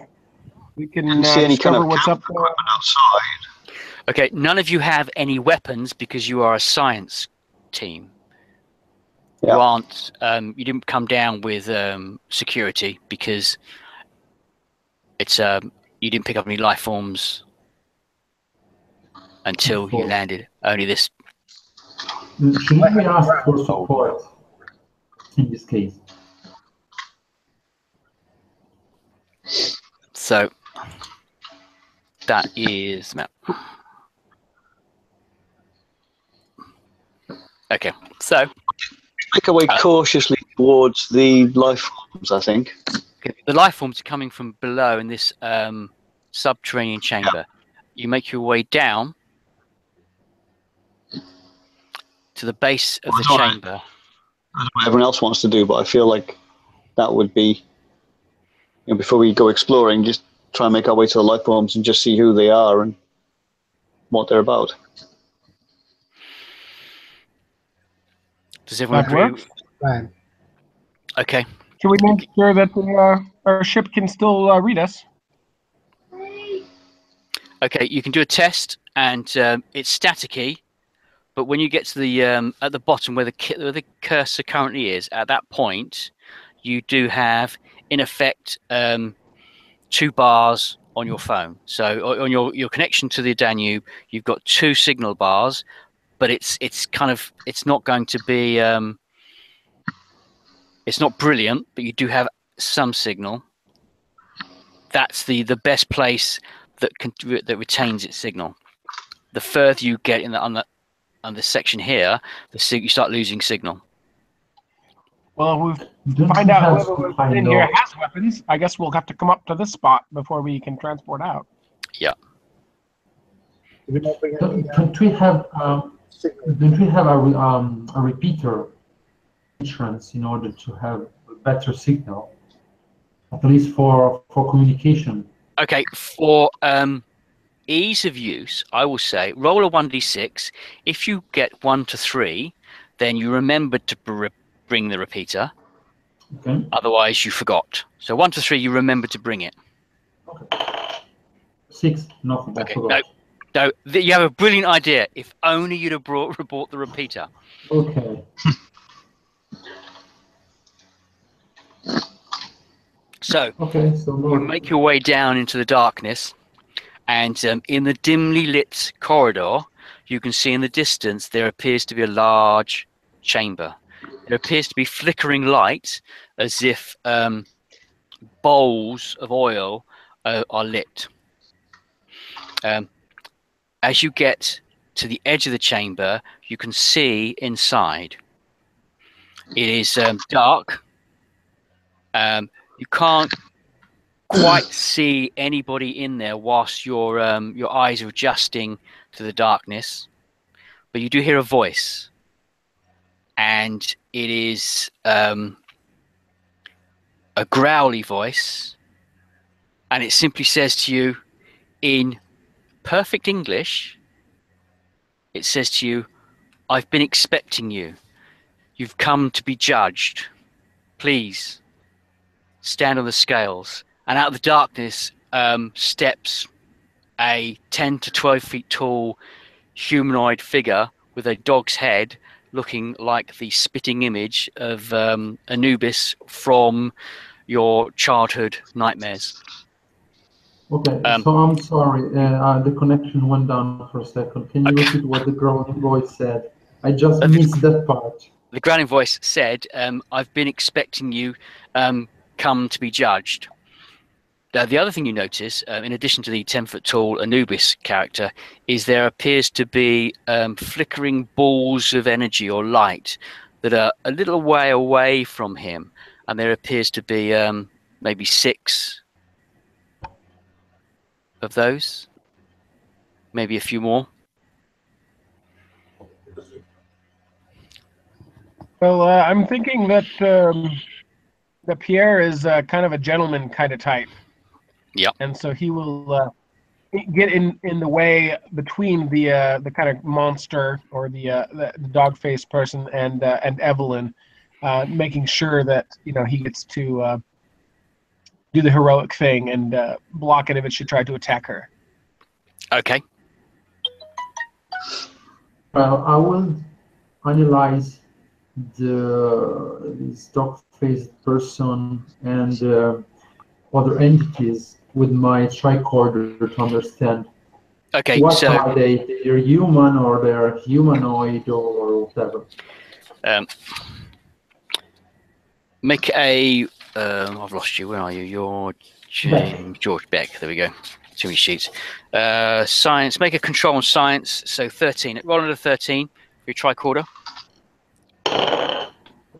3 and 3. 3 and 3. Double 3. They are not humanoid. They are energy. They are being. They are some kind of life. An unknown life form. The giant Anubis creature is of unknown origin, but is definitely some kind of powerful being. He says, "Please, on the scales." And you can see on the scales, there's rather large scales, enough for you to sit on. However, on the other side is a feather. I'd say that. Okay, I'm concerned that we could be screwing up a first contact situation here. I say sort of gingerly from behind my gallant protector. What does the judgment entail? Please sit on the scales, and if you are deemed worthy to enter, the scales will be balanced. However, if you are not deemed to be worthy, the scales will falter, either too heavy or too light, and you will be judged. I say to the group that I remember this type of judgment from the Egyptian culture. Yep. And that usually if the pharaohs, they were judged against the feather, if their heart was heavier, it was through to a crocodile. So maybe it could be not the thing to go up to the scales. Yeah. So what would happen in Egyptian culture in this particular mythology that you understand is that the heart would be removed and the heart will be weighed against a feather. And if you are of equal balance, then you have a good heart and you would pass through. But what he's asking you to do is sit on the scales. I'll go and sit on the scales. Okay. So I make a feeble attempt to stop him. What are you doing? So Don't worry, this is what we come here for. So Professor H. Carter, or as you've got to know him over the last few months at Howard, sits down on the scales. And I'm not wearing red. I want to wait, make this now. I am not wearing a red shirt, all right? However, H.V. Morton and George Stanhope are wearing red. The scales go up, the scales go down, and they balance out. And Anubis says, "Please stand by my side. Next."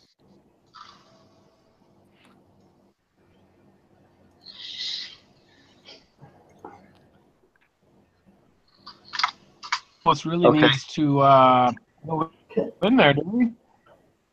Can I analyze the scales and the feather and all that mechanism with my tricorder to understand how it works? there is nothing that appears to be science-based. It is a mechanical object that simply weighs up. The feather, the tricorder says, is a swan feather from the Lower Nile, circa 30 to 40,000 years, if not older. Fascinating. But it's from Earth, this particular feather. Or what I ask, what if I refuse to go up on the scale and be judged? He leans forward and goes, "Then, little man, I will kill you. Please. And you will have no afterlife. Please, be judged." I suppose we have no other choice. I get up on the scale and try to analyze if there is some kind of energy reading. Are you going to sit on the scales with your tricorder? Yes.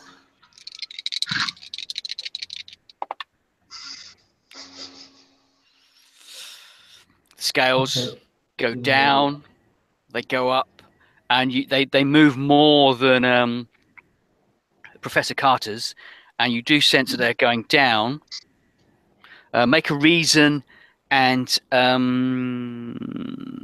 science check. So reason and 14. science.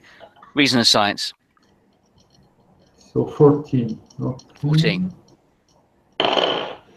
5 and 7. Do you think it might be a good idea to drop your tricorder? Okay, I will drop it. You drop the tricorder, it hits the ground, and then you balance out. And Anubis says, "You have been judged. Please get off the scales."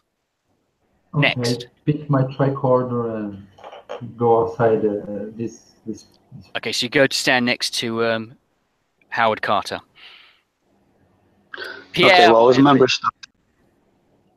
Starfleet, I am concerned that this is a first contact situation, and the civilians have already kind of volunteered. I guess I should go as well. Okay. I would go first if you wish, Vincent.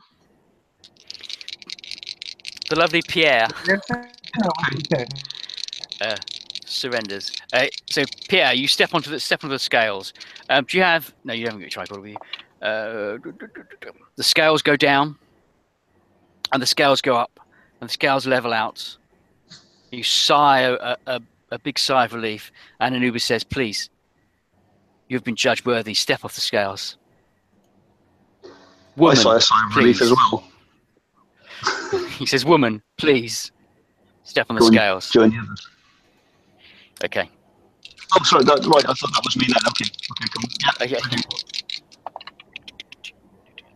The scales go up, the scales go down, and they level out. It balances. Anubis says, "Please, step off the scales. You have been judged." And at that moment when he says you have been judged, the how many of this for you? 4 of the energy life forms fly into your bodies, and you momentarily blank out.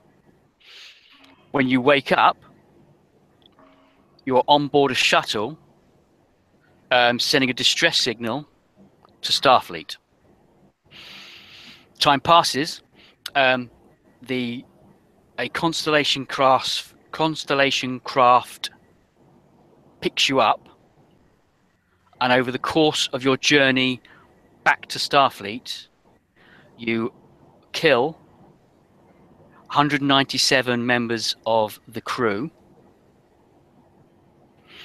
and you leave the scientist's body and enter the body of the command structure of the Timor. In the Timor, you place your bodies into the mortuary labs, into the mortuary pods, and you take your prize, which are 6 large coffin pods. Each one of them contains a bomb. Each of the bombs where's the bomb gone?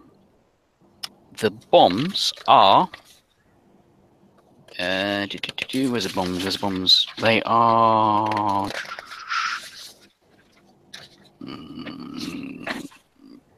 hang on.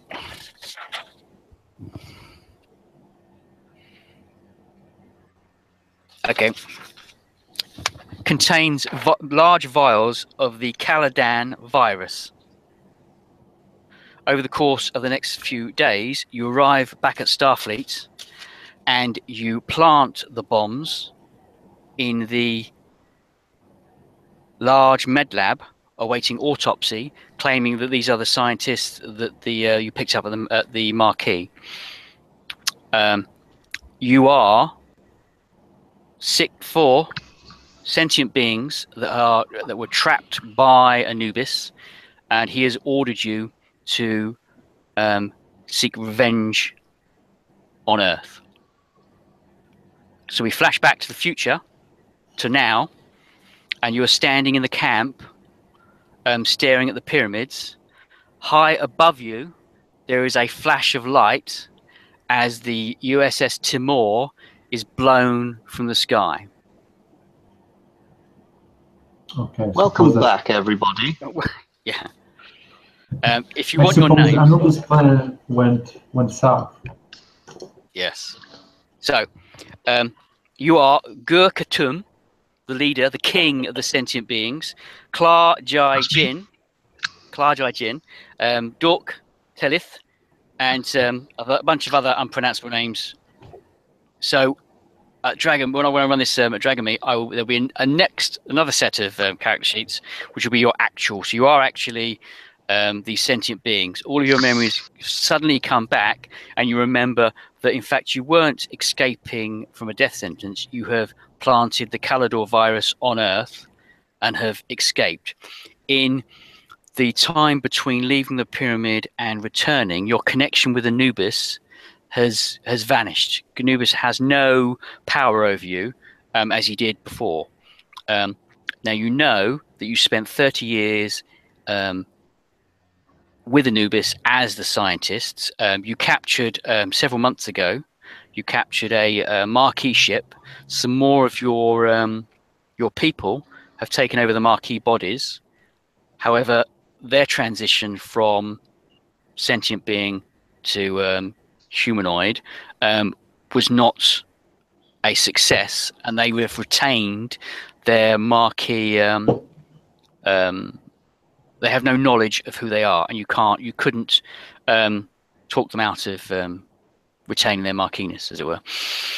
But they have a Marquis ship, which is currently flying through the atmosphere towards you. What are you going to do? So you are not Starfleet. You are, in fact, sentient beings that have leached onto the bodies of the Starfleet officers. You can leave at any time. However, the Starfleet officer will die immediately. But we were controlled by Anubis. You were controlled by Anubis. That connection, that control has gone now. Now that you spent time so far away from him. So you did your mission and came back, and after the mission, your connection was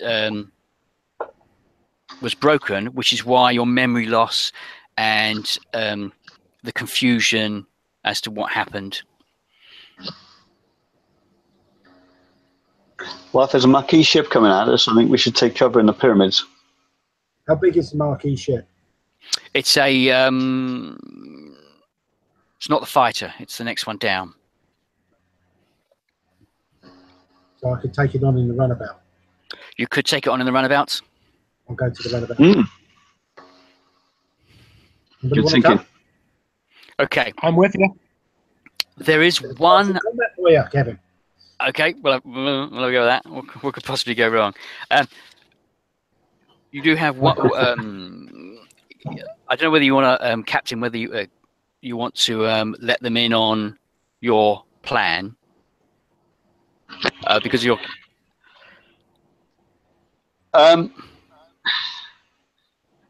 Yes. Well.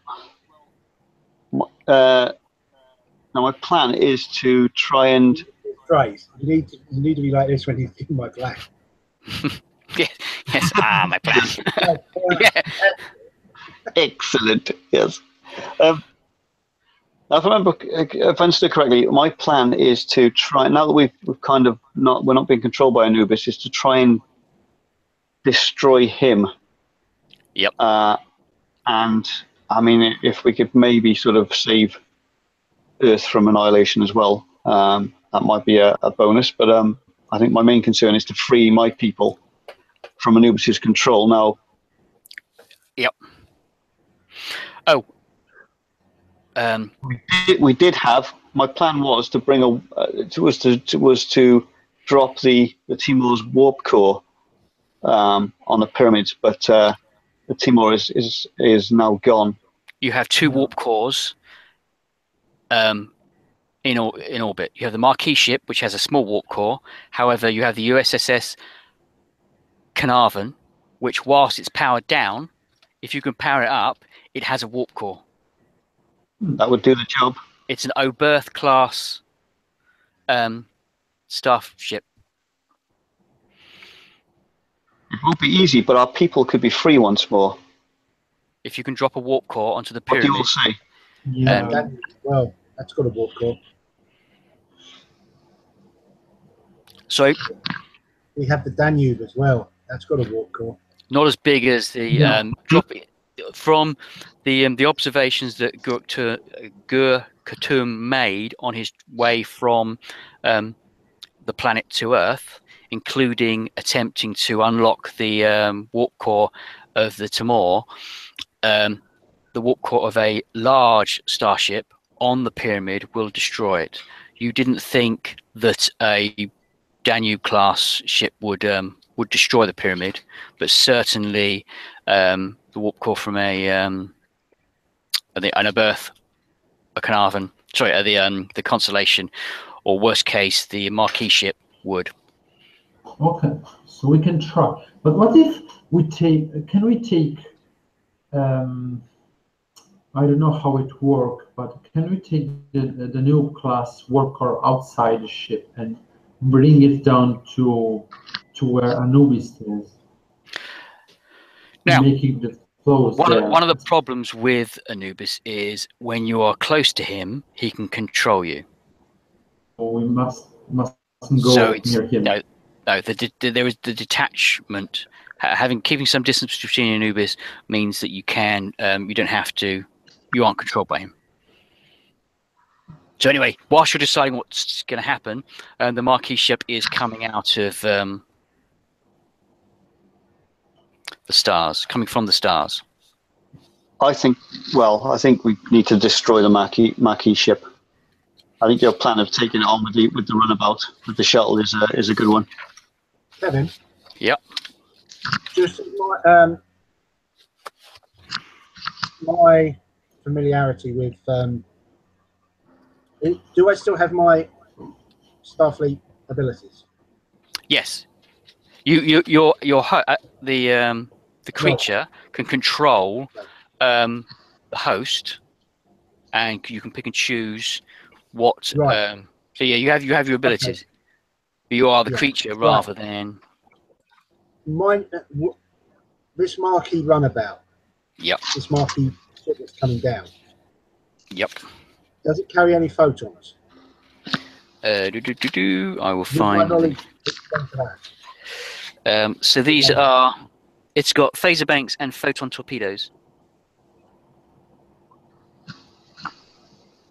and a tractor beam. gives us another option.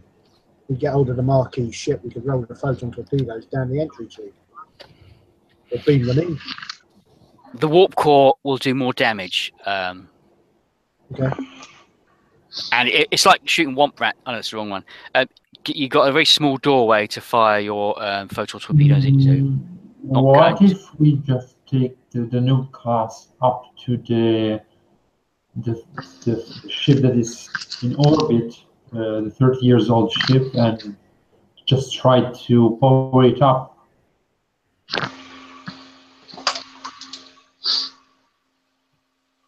You do remember that when you scanned that ship, it did have an atmosphere. There was oxygen in the ship. I'm pretty sure we established that, but it's just simply off. All the powers, there's no power to it. There would be, on the Danube, there would be spaceships, or there would be environmental suits.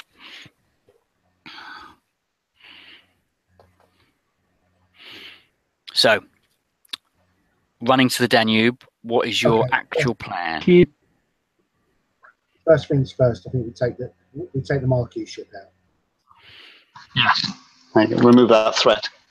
Okay, As so soon as how many of possible. you? How many of you are going to get into the Danube? Is it all or I nothing? think you only need two. I think Two. you only need two, don't you? Probably do it with one, but Okay. If you don't want to take the chance, I can do it. I can fly and I can fire the phases. Okay. So let's get. my Fine, con and where are you? security are two, so I'd be useless in either role. Yes, this is when you actually need your pilot who didn't make it. Yeah. Where's that sheet gone? So I'll just locate your actual stats, which I've misplaced, obviously. We lost someone. I've misplaced this. Yes, we did. As he, see if he comes back. Right, there we go.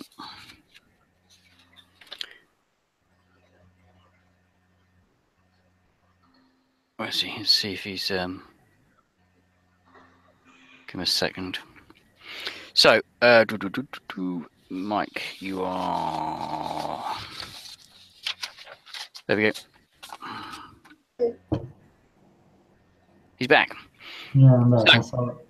I never That's had okay. this kind of problems. I don't know why they're happening now. No worries. So, Maria, you need control and you're sure the engines are still on. So, control and con to fly.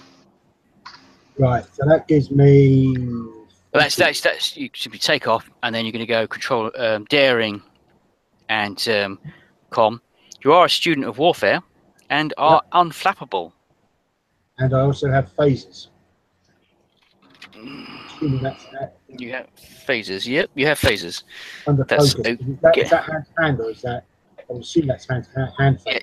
Hands. Yes. You've got hand phases. No. Okay. Okay. So you can take off, and you are aware they are coming. So make a pilot roll. So control and control and control and engineer con. Sorry, control and comms. That's 14. Yeah. The Danube will help you, although Okay. it was no bloody good last time. Danube. Where's the Danube gone? Okay, Danube. 3. Yes, the Danube helps you. So you get one success on the Danube. Okay. How many successes do I need? 1 success. It's quite easy to fly. You're just essentially taking off. Right. I've just rolled an 11 and a 1. 11 and 1. 3 successes, 4 successes. So you take off at speed, and Can I bank that momentum? oh yep, I'll just drop that bloody momentum. So you have so now you've only got 2 momentum. You've got 2 momentum, and you can get a shot off before it. So control and security task. So that's a base of 16, and the Freedom of warfare. weapons. That'd be tactics, sort of like dogfight tactics, maybe. Yep. I'm just trying to establish weapons and security, isn't it? Oh, 7 security, so 8. Okay, so the Danube is going to assist you, and it doesn't help at all.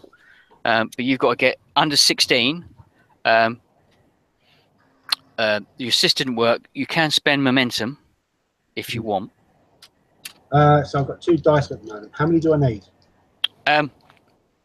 I'm going to say difficulty is 2. Okay. 2 for an energy weapon, 3 for a torpedo. Screw it on a launch torpedo. Okay, if you want to use momentum, you can. Huh? Oh, Nuclear option. You've got micro torpedoes. Yeah. With high yield. So yes, you can drop a you can drop a torpedo in its ass. Yeah. I'm sure that's the right word to use. So Do you want? Get 3 dice? Yes. That? If you want 2 momentum, you can use your last 2 momentum. Well, I'll only use 1. Use 1 and dare. You can use your daring. Yeah. Because I'll let you use daring because you've got study of warfare and unflappable. So 2 extra dice. Daniel didn't help. You have 4 dice, and you need 3 successes. If you get 2 dice, you get 2 successes, you can use the other momentum to. Let's go through it one at a time. Roll my first dice. Yeah. Right. First dice, I got an 11, which is a hit. 11. That's a success. Second dice is a 10. That's a success. Third dice is an 8, which is a success. That's a success. That's 3 hits. 3 hits. So, do you hit it? Let's see. My king. No. Oh, that's not good. Okay. Okay. That's what I want to hear. So the Marquis ship rolled 2 20s. So its complications were, seeing as these are sentient beings that have taken over the Marquis, they forgot to turn on their shields. Okay. So it's flying directly at you with shields, without shields. Sorry. So Mike, you need to roll 4 d6s and tell me what you get. This is where it usually all goes wrong. What, do you want the individual numbers or the total? Individual numbers. Right. So we have a 4. Yep. A 6. Yep. Another 6. Yep. And another 6. 3 6s. 3 6s. 3 6s are excellent. 3 6s is 3. Where's that gone? So you've got 3 6 3. I'm trying to find the roll. Okay. Make a D20. Make 2 D20 rolls and tell me what you get. 3 D20 rolls and tell me what you got. What, individual numbers? Yep. That's a 17. Yep.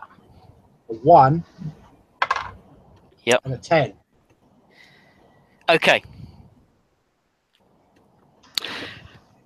The torpedo hits the side of the Marquis ship. Marquis ship is already damaged. It destroys the structure and the communications, and it falls from the sky. It's lost structure integrity, and it simply falls and crashes into the desert floor below. Boom! That's how we do it in my neighborhood, bitch.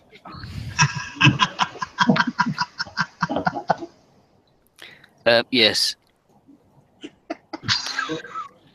Not only do they forget to turn on their shields, you got 3 successful hits, each one with a complication. So you hit the structure twice, you hit the communications. So that's enough to knock this Marquis raider out of the sky, destroying everyone on board. Now these were members of your own race, however, because of the transfer between your existence to the humanoid had taken over, and they still thought they were Marquis. So what's your plan of attack? Have we still got everybody on board the shuttle? No, it was just Maria. Right. Return to the base camp. On the Marquis ship, we're also possessed by our people. Yes. Is that right? Yeah. Oh. I wouldn't have been quite so eager to destroy them. I didn't realise. Yeah. Well, Okay. no, they were possessed. However, the transfer between hosts means that generally the symbiotic being takes control, but very occasionally the host retains control and sucks the life out of the host. So whereas you were able to take over the scientists and then take over the Starfleet crew, when your compatriots or your subjects attempted at the Marquis, they failed, and the Marquis were able to effectively suck the life out of your people. So it's questionable as to whether they were still your people, or they were just not. They were inside the Marquis, as it were, but they weren't. Controlled. Well, you can't make an omelette without breaking a few eggs, I suppose. No. So, Maria, you can transport 2 at a time up to the Danube. Now I'll just go down and pick them up. It's easy. Oh, there's 3 of you. Okay, so you land. Everyone gets in the Danube, and what are you planning to do? What's your? You only have 1 warp core big enough left. Next stop, Earth. Yeah, definitely. That's the plan. Okay. Everything depends on dropping that warp core on the pyramid. So you fly up to the Earth, and you have to get into an environmental suit to effectively open the bay door manually. Mm-hmm. Is there any way we can use the transporter to actually transport the environmental suits around us to make it quicker? Yeah, you can. Well, you can climb in the environmental suits and transport. If you were to not so much dock, but go into the same orbit as the Earth or the Carnarvon, sorry, you can teleport into transport into the engine room effectively of the Earth, and attempt to start the engine up. Because obviously the schematics for the Earth would be in the Danube, because it is a Starfleet craft. You can use the transporters to get inside the craft if you so wished. Yeah, I think it's better, and not just few of us, so we can still control the Danube class ship in order to transport us back on the ship when we set the orbit, the other ship to crash. Okay, so you can get up to the. If you go to the, go on that. If you go to, okay, that's the one. So the Oberth class, the bridge looks like that on the Oberth class.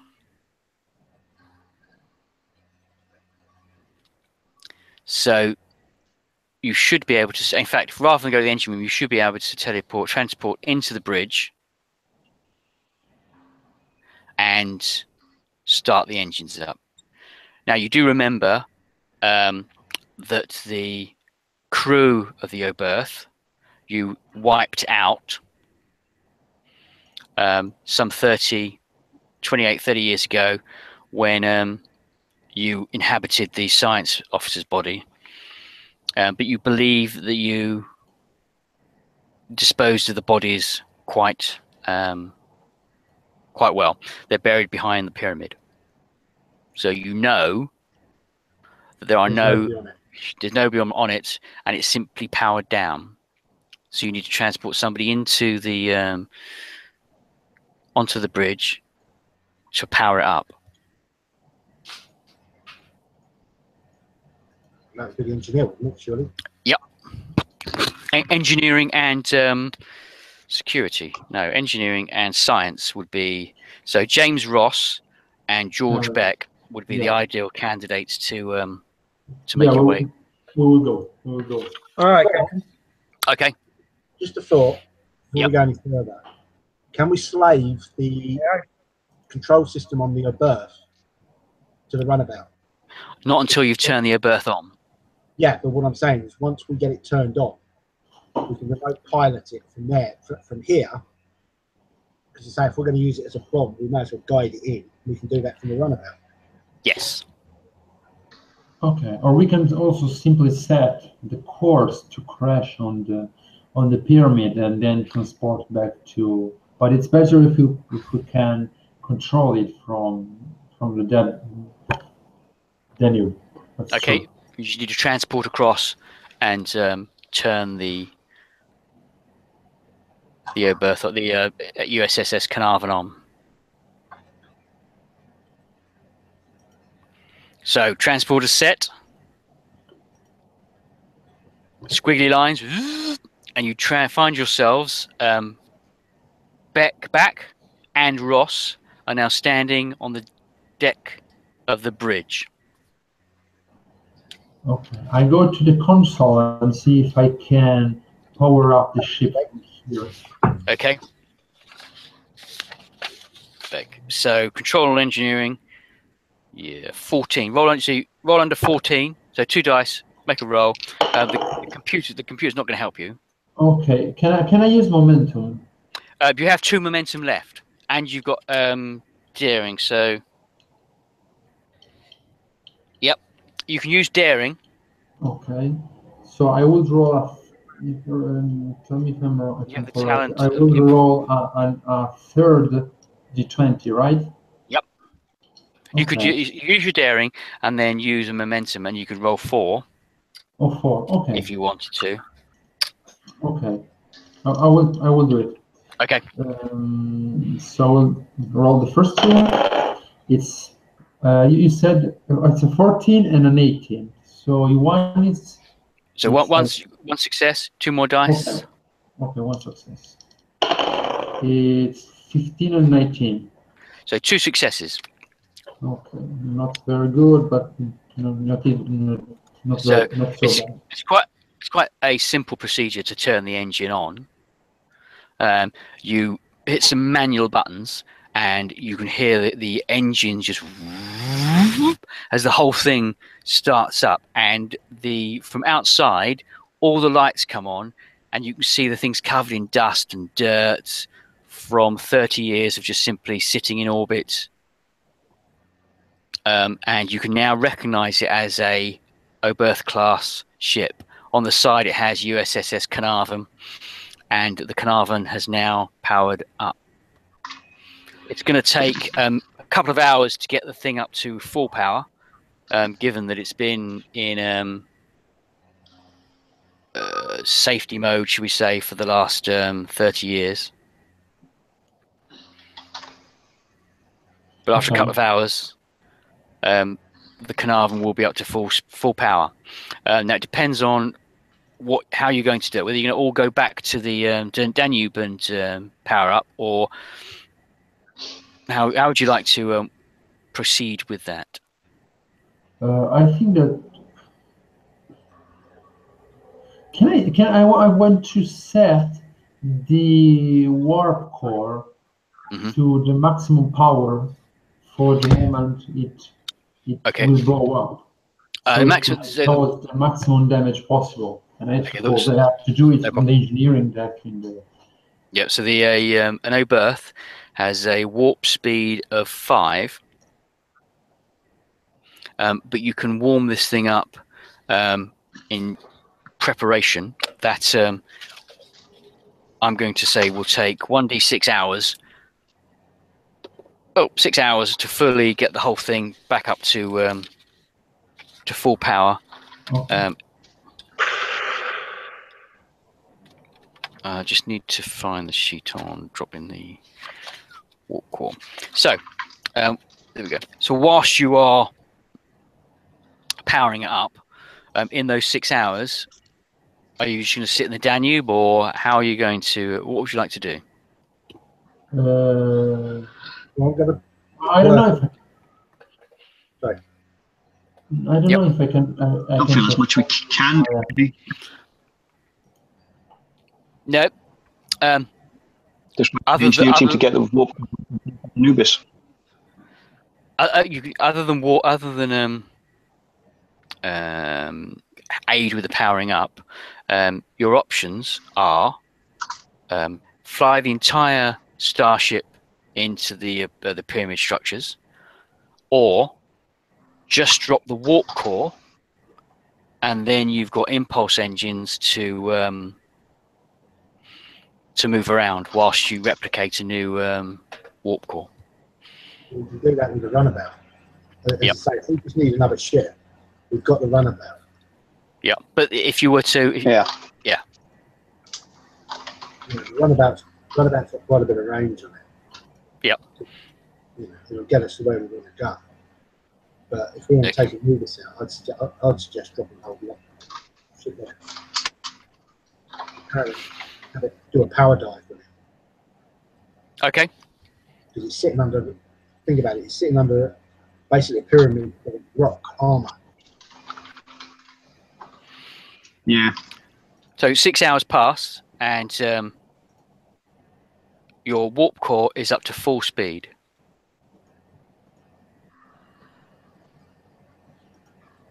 Full power, sorry, not full speed. Drop full it. power. So you're going to drop the whole O-berth onto the pyramids. So to do this, you're going to need to get the coordinates and plot out the route for the craft to fly into the pyramids. Let's see. You can do that from the if you do a who are you? You are going to be not Franklin. So engineering. So George, Yes. make a control and engineer. No, not control and engineering. You're going to go con on you. So daring and con. So you've got 11, Okay. 10. Maria. Okay. Yes. Somehow you've got okay. So you've got 14. Daring and con. It's quite a daring thing to do. So your daring and con is 14. Yeah. So it's not going to be that hard to plot out a route from where you are down to the planet. That's the easy part. So plotting that out, Difficult part. Why? just don't get a complication. Essentially, don't. So roll 2 dice. The Danube doesn't help. Okay. So what do I need? What's the base? 14, and in essence, you just don't need to roll. If you roll a 20, then you bugger it up. Otherwise, it's a straightforward. Oh, you didn't, did you? You rolled a 20. On the first one, and an 18 on the second. Okay. Oh no. Your fault. You jinxed it. Okay. Well, it's been nice knowing you chaps. So you've plotted out your course. Yeah. And Can you somebody think, double check my calculations? okay. Are you sure about that course? Who would like to double check the calculations? Somebody better do it. You had I the will. best. Okay, so Captain. Well, I trust you completely, but I'll do it if you want. What do I roll? Okay, so James. Okay, you can use the value of a theory for every situation. So you're daring, and so you've got 11 as your base. You've got to roll under 11, but you can use a determination chip to gain an extra dice. And the Danube will have another go at helping you. Oh, it did that time. So the Danube gave you 1 success. Roll 3 dice and get under 11. So who's rolling, sorry? James Ross. Okay. All right, I rolled a 2, a 10, and a 17. Okay, that's 3 successes. The 17 doesn't count. The 2 and the 3 plus the Danube. So with those 3 successes, you can tell that the plot that Maria had put into the computer was out by about 10 miles. It wouldn't have hit the pyramid at all. Very good use of the old imperial metric system, but the new metric system is probably what we should use. Here are some additional. Didn't carry the 2. Yeah. The input coordinates was in miles. How did I know it was? Everything else was calculated in kilometres. Yeah. It's a difference between using maps on an iPhone and maps on an Android. So by replacing the coordinates, you are now can get the O-berth class onto the pyramid. That's so the plot's there. You're happy with that. You now have to pilot it. Who is going to pilot the remote pilot? Who is going to remote pilot the O-berth into its final destination? I mean, I'm happy enough. Yeah, but I'm not that good. Best pilot. Okay. Who's the That best would be pilot? That's security chief, isn't it? That would Well, be- yes, but this is a daring. So it's a so Maria's got 14. It's daring Yeah. again because it's quite a daring. Okay, so that's what's it in con, yeah? Yeah, 14. The Danube can help. The Berth won't because obviously the Berth has got doesn't really want to die horribly. So you have got 2 momentums. Throw them both in. What do you think, guys? Yeah, definitely. It all comes down to this, man. Yeah, don't want to take any chances on this one. You do have the value never more force than necessary. Oh, this is definitely necessary. Yeah, so you do. So you can use. I don't think you used a daring before. So you have got your own a determination chip. Yeah. So you can use I'll throw it. so the Danube can help you. You can drop 2 momentum plus your determination, and that gives you 2, 5, 6 dice. So you roll 5, and that loses all of your determination and momentum. And the Danube will help you fly it. And I need 2 successes, yeah? No, I'm going to make you roll 4 successes because it's quite a difficult thing to do. However, I just rolled a 1, so you've got 2 successes and a momentum from the Danube. Right, okay. So you I'm up just 2 need- already. Up so to already, you've got 4 dice to roll, I need, and there's a momentum in the pool in case you don't. Right, okay. First dice is a 5. 5. So that's 3 successes. You're on target. Second dice is a 15. 15. Which is It's a no. That's not a success. It's 14 or less. yeah, okay. Third dice is an 8. An 8. So that's 4 successes. Yeah. So as it enters the atmosphere, it starts making a noise of a screaming sound as the craft is heading straight towards the pyramid. You have 1 dice left to roll, but you're going to hit it anyway. So see what you get. That would be a 13. That's another success. 13. So that's 4 successes.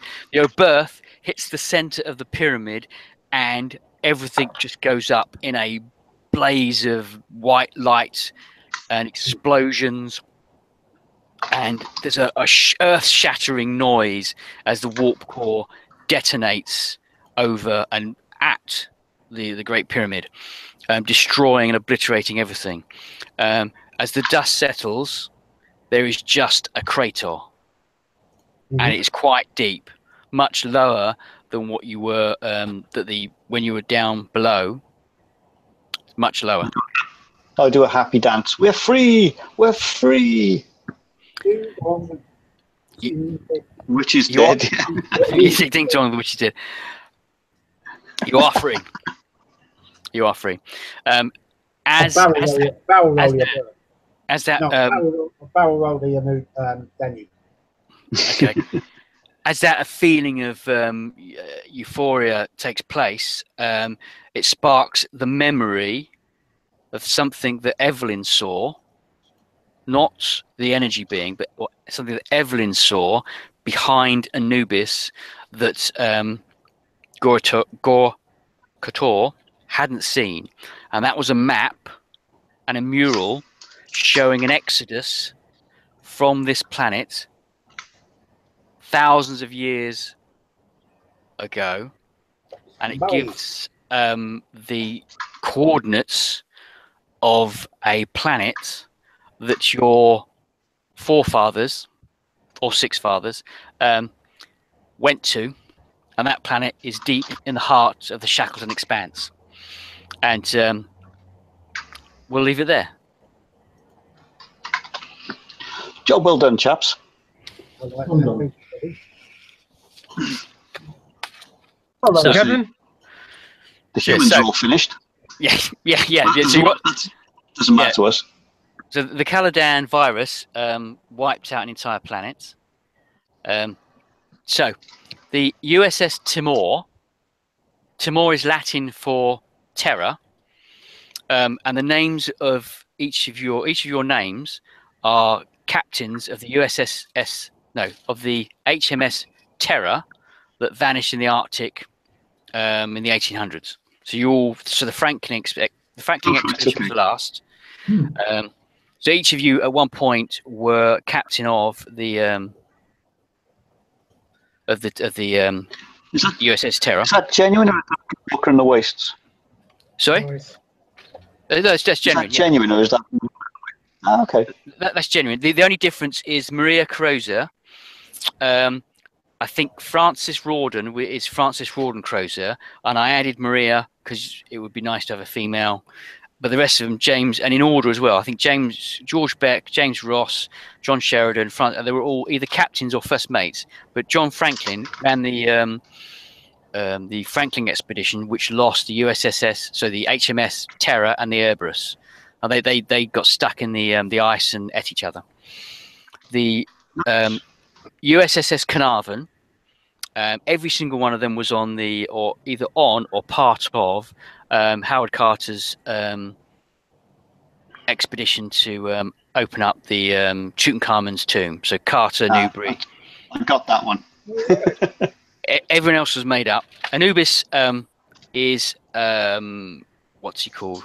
Not great intelligence, but with an episode of the original series, there was a character called Apollo who thought he was I remember. the god Apollo. So that's based on the idea that if you had Apollo up there, then why not Anubis? So the Ferengi gave the details of this billion-year-old city. The Carnarvon went to the wrong planet. They made a mistake, and instead of going to the planet with the billion-year-old city, which is in fact has got your people living quite happily, it went to the wrong planet by mistake. So Evelyn thought they'd made a mistake, but Carter said, no, it's the right place, and that's why you went there, and you were captured by Anubis as you played out. So I hope you enjoyed that. It wasn't quite a Starfleet. No, I remember when you showed me the scenario, I liked the idea of playing it from the viewpoint of the beings that possess the crew rather than being the crew rather than the crew dealing with I thought that was quite an interesting take on it. And obviously the captain, so Wayne had the scenario and had read through the scenario because he knew what he had to do. He needed to get you back to the planet and to drop the warp core. So he had a plan. So I'm going to run this at Dragon Meets. So you're going to get the character sheets will be your Starfleet officers. They'll get to the planet core, and then we'll do the flashback, and I'll hand out the scientist character sheets, and then run through that. And at the end, they get the final host character sheets, which are a combination of the host characters, the host creatures, and the scientists, and then you've got to decide exactly what you're going to do. Are you going to drop the core onto the planet, or are you going to go back to Earth to save Earth? So are you saving your Earth, or your homeland, or your host's homeland? So, well, I had a great time. Excellent. Well, it's nice playing with you. That sounded really, Sure, that sounded quite creepy. That's not what I meant. I'll rephrase it. Gaming with you. Yeah, let's try that. It's nice gaming with you. I think I'm not sure if I knew exactly what the different choices were, but I don't know how to increase the opportunities there. I think the opening scene of you coming out of the warp and you spinning, and then the gravity going, it means you've got to work together to try and get the ship to right itself, and you don't get a chance to ask the questions of should we go through the computer logs and to see who has done what and why and what have you. And the captain, knowing the scenario, means that he can read his own entry, because at no point did you check the crew manifest, the crew logs, crew manifest, to see if you were on the crew. Had you have done that, you'd have discovered you were, in fact, you hadn't stolen the ship, it was your ship. But by having that opening scene of the gravity, everything spinning, you didn't get a chance to. You were reacting first of all, and then suddenly you're getting to the planet, and you don't have to.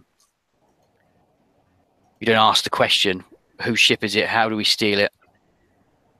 So it's I'm actually very impressed that it was only 3 hours. Maybe 2.5 hours, actually. yes, yeah. The time frame that you've got going on for the convention? Yeah, so it's about 3 hours. Oh, So, all yeah, right. Well, then that great. works fine. But I can squeeze, and it depends on things. You can squeeze and elongate it a little bit. Also, But if yeah, you've got players, it might be a bit more. It's going to take a little bit longer to run through things, I suppose. yeah. I mean, one of the hardest things is getting the whoever's going to play the captain is to get him to know what he's got to do beforehand. No. But Yeah. no, And also, he has to make a poker face to Yes. hide the thing that he knows what's going to happen. Yeah, I thought Wayne had handled that quite well. I didn't think at no point did anyone question. I didn't feel like I needed to persuade anybody. It was a case of, look, we have to get out of here. This is a good place to go. And I think everyone thought, yeah, fine, whatever. Yeah, and also being the captain, also being our captain, it meant that we have to respect you, especially if it, of course, if it was a good idea. I mean, I thought, because I did start once we got to the actual planet. I did start behaving strangely, maybe to give you an idea of, like, when you saw the derelict, and I just went, oh, don't worry about that. We don't need to know about that. Let's just go straight down to the planet. And they went, yeah. They all said that's fine. Yeah, they said that's fine. Yeah, we'll just follow the captain. We'll ignore the floating other ship. Yeah, I think because you are the captain. Just by saying, oh no, we're just going to do this, there's that automatic, oh yeah, that's fine, we'll just follow the captain because he knows what he's doing, rather than questioning it. My first thought was to have another character be the one that knows and not the captain, but then I thought having the captain know, it does mean that you can work with that player to push things in the right direction.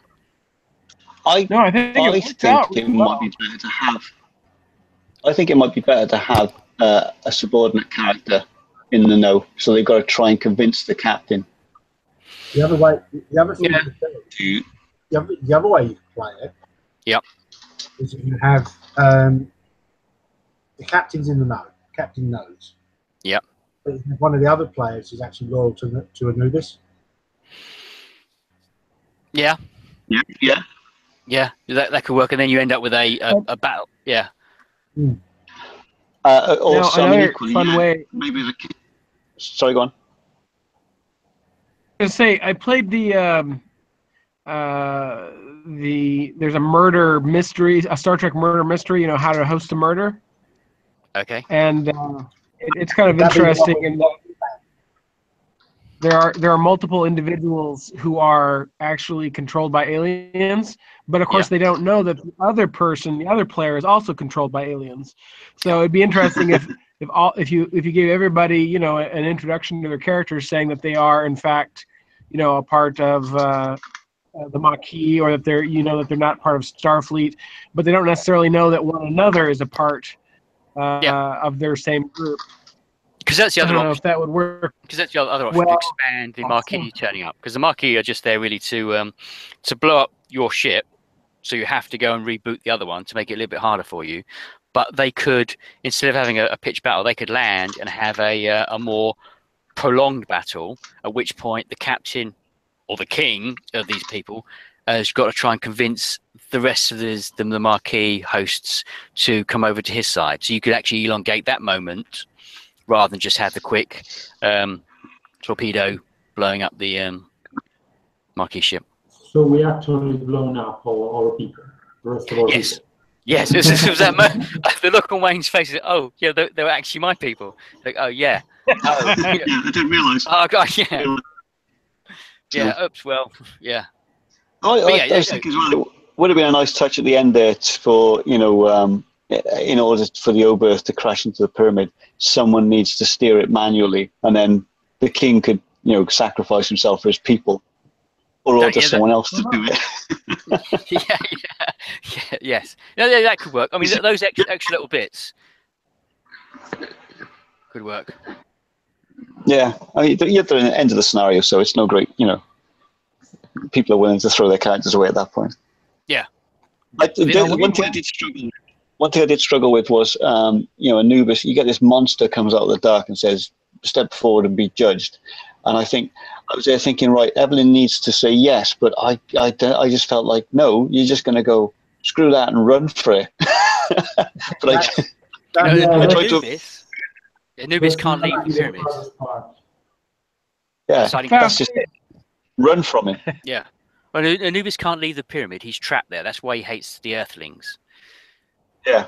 So the other there's two other ships in the area. There's the Cardassian ship that's hunting the Marquis, and there's I think it might be a Dominion wreck that's floating around. So if you wanted to do rather than do this a convention game, if you were going to do it as a more elongated campaign, you could have the Oberth not work and have to go looking for another ship to drop the warp core it's just stuck in the little Danube.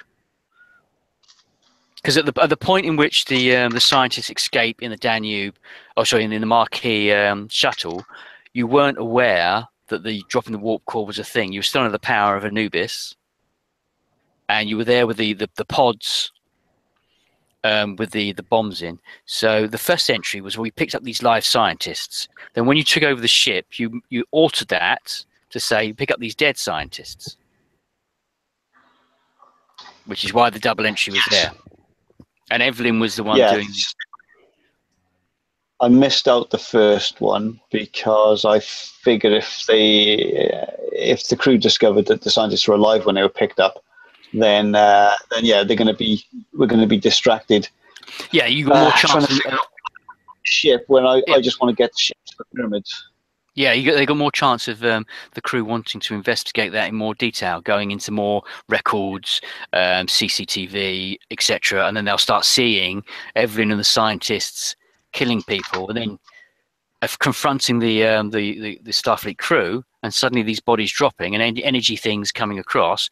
So there is chances of finding out earlier, but by doing that, by not letting the rest of the crew know all of the information you've got, it does aid the traveling to the planet. But that worked really well. I'm glad everyone enjoyed themselves. I'm going to render this up for YouTube, and once it's gone live, because it takes a while to render up, I'll drop the link into the thingamajig, the Facebook Messenger. Right. Yeah. So there'll be a link to. Go on. Oh, I was just going to say, if anybody's interested, I think at some point during this October season, I will be probably running something from Star Trek Deep Space Nine-ish time that would be kind of horrific. Not to say that this isn't actually pretty good Halloween, but I might run something myself. Cool. Yeah. Okay. I've got Leagues of Cthulhu to run tomorrow, so I'm running. So I've got to learn the rules for that tomorrow. I'm trying to forget the Star Trek Adventure rules and try and remember Ubiquity. So we'll have fun. Kevin, would you mind sending me a link to that? I'd be very curious to see how that comes out. Yep. Yeah. What I will do. Okay. So I'm going to stop the broadcast, and then I will. Once it's rendered up into YouTube, I'll post a link into the Facebook Messenger. And it was a great game. Well, thanks a lot. No problem. Thanks a lot, Kev. Thanks a lot. It's been fun. Nice to meet y'all. All right. Cheers. Bye. Bye, everyone. Goodbye. Bye.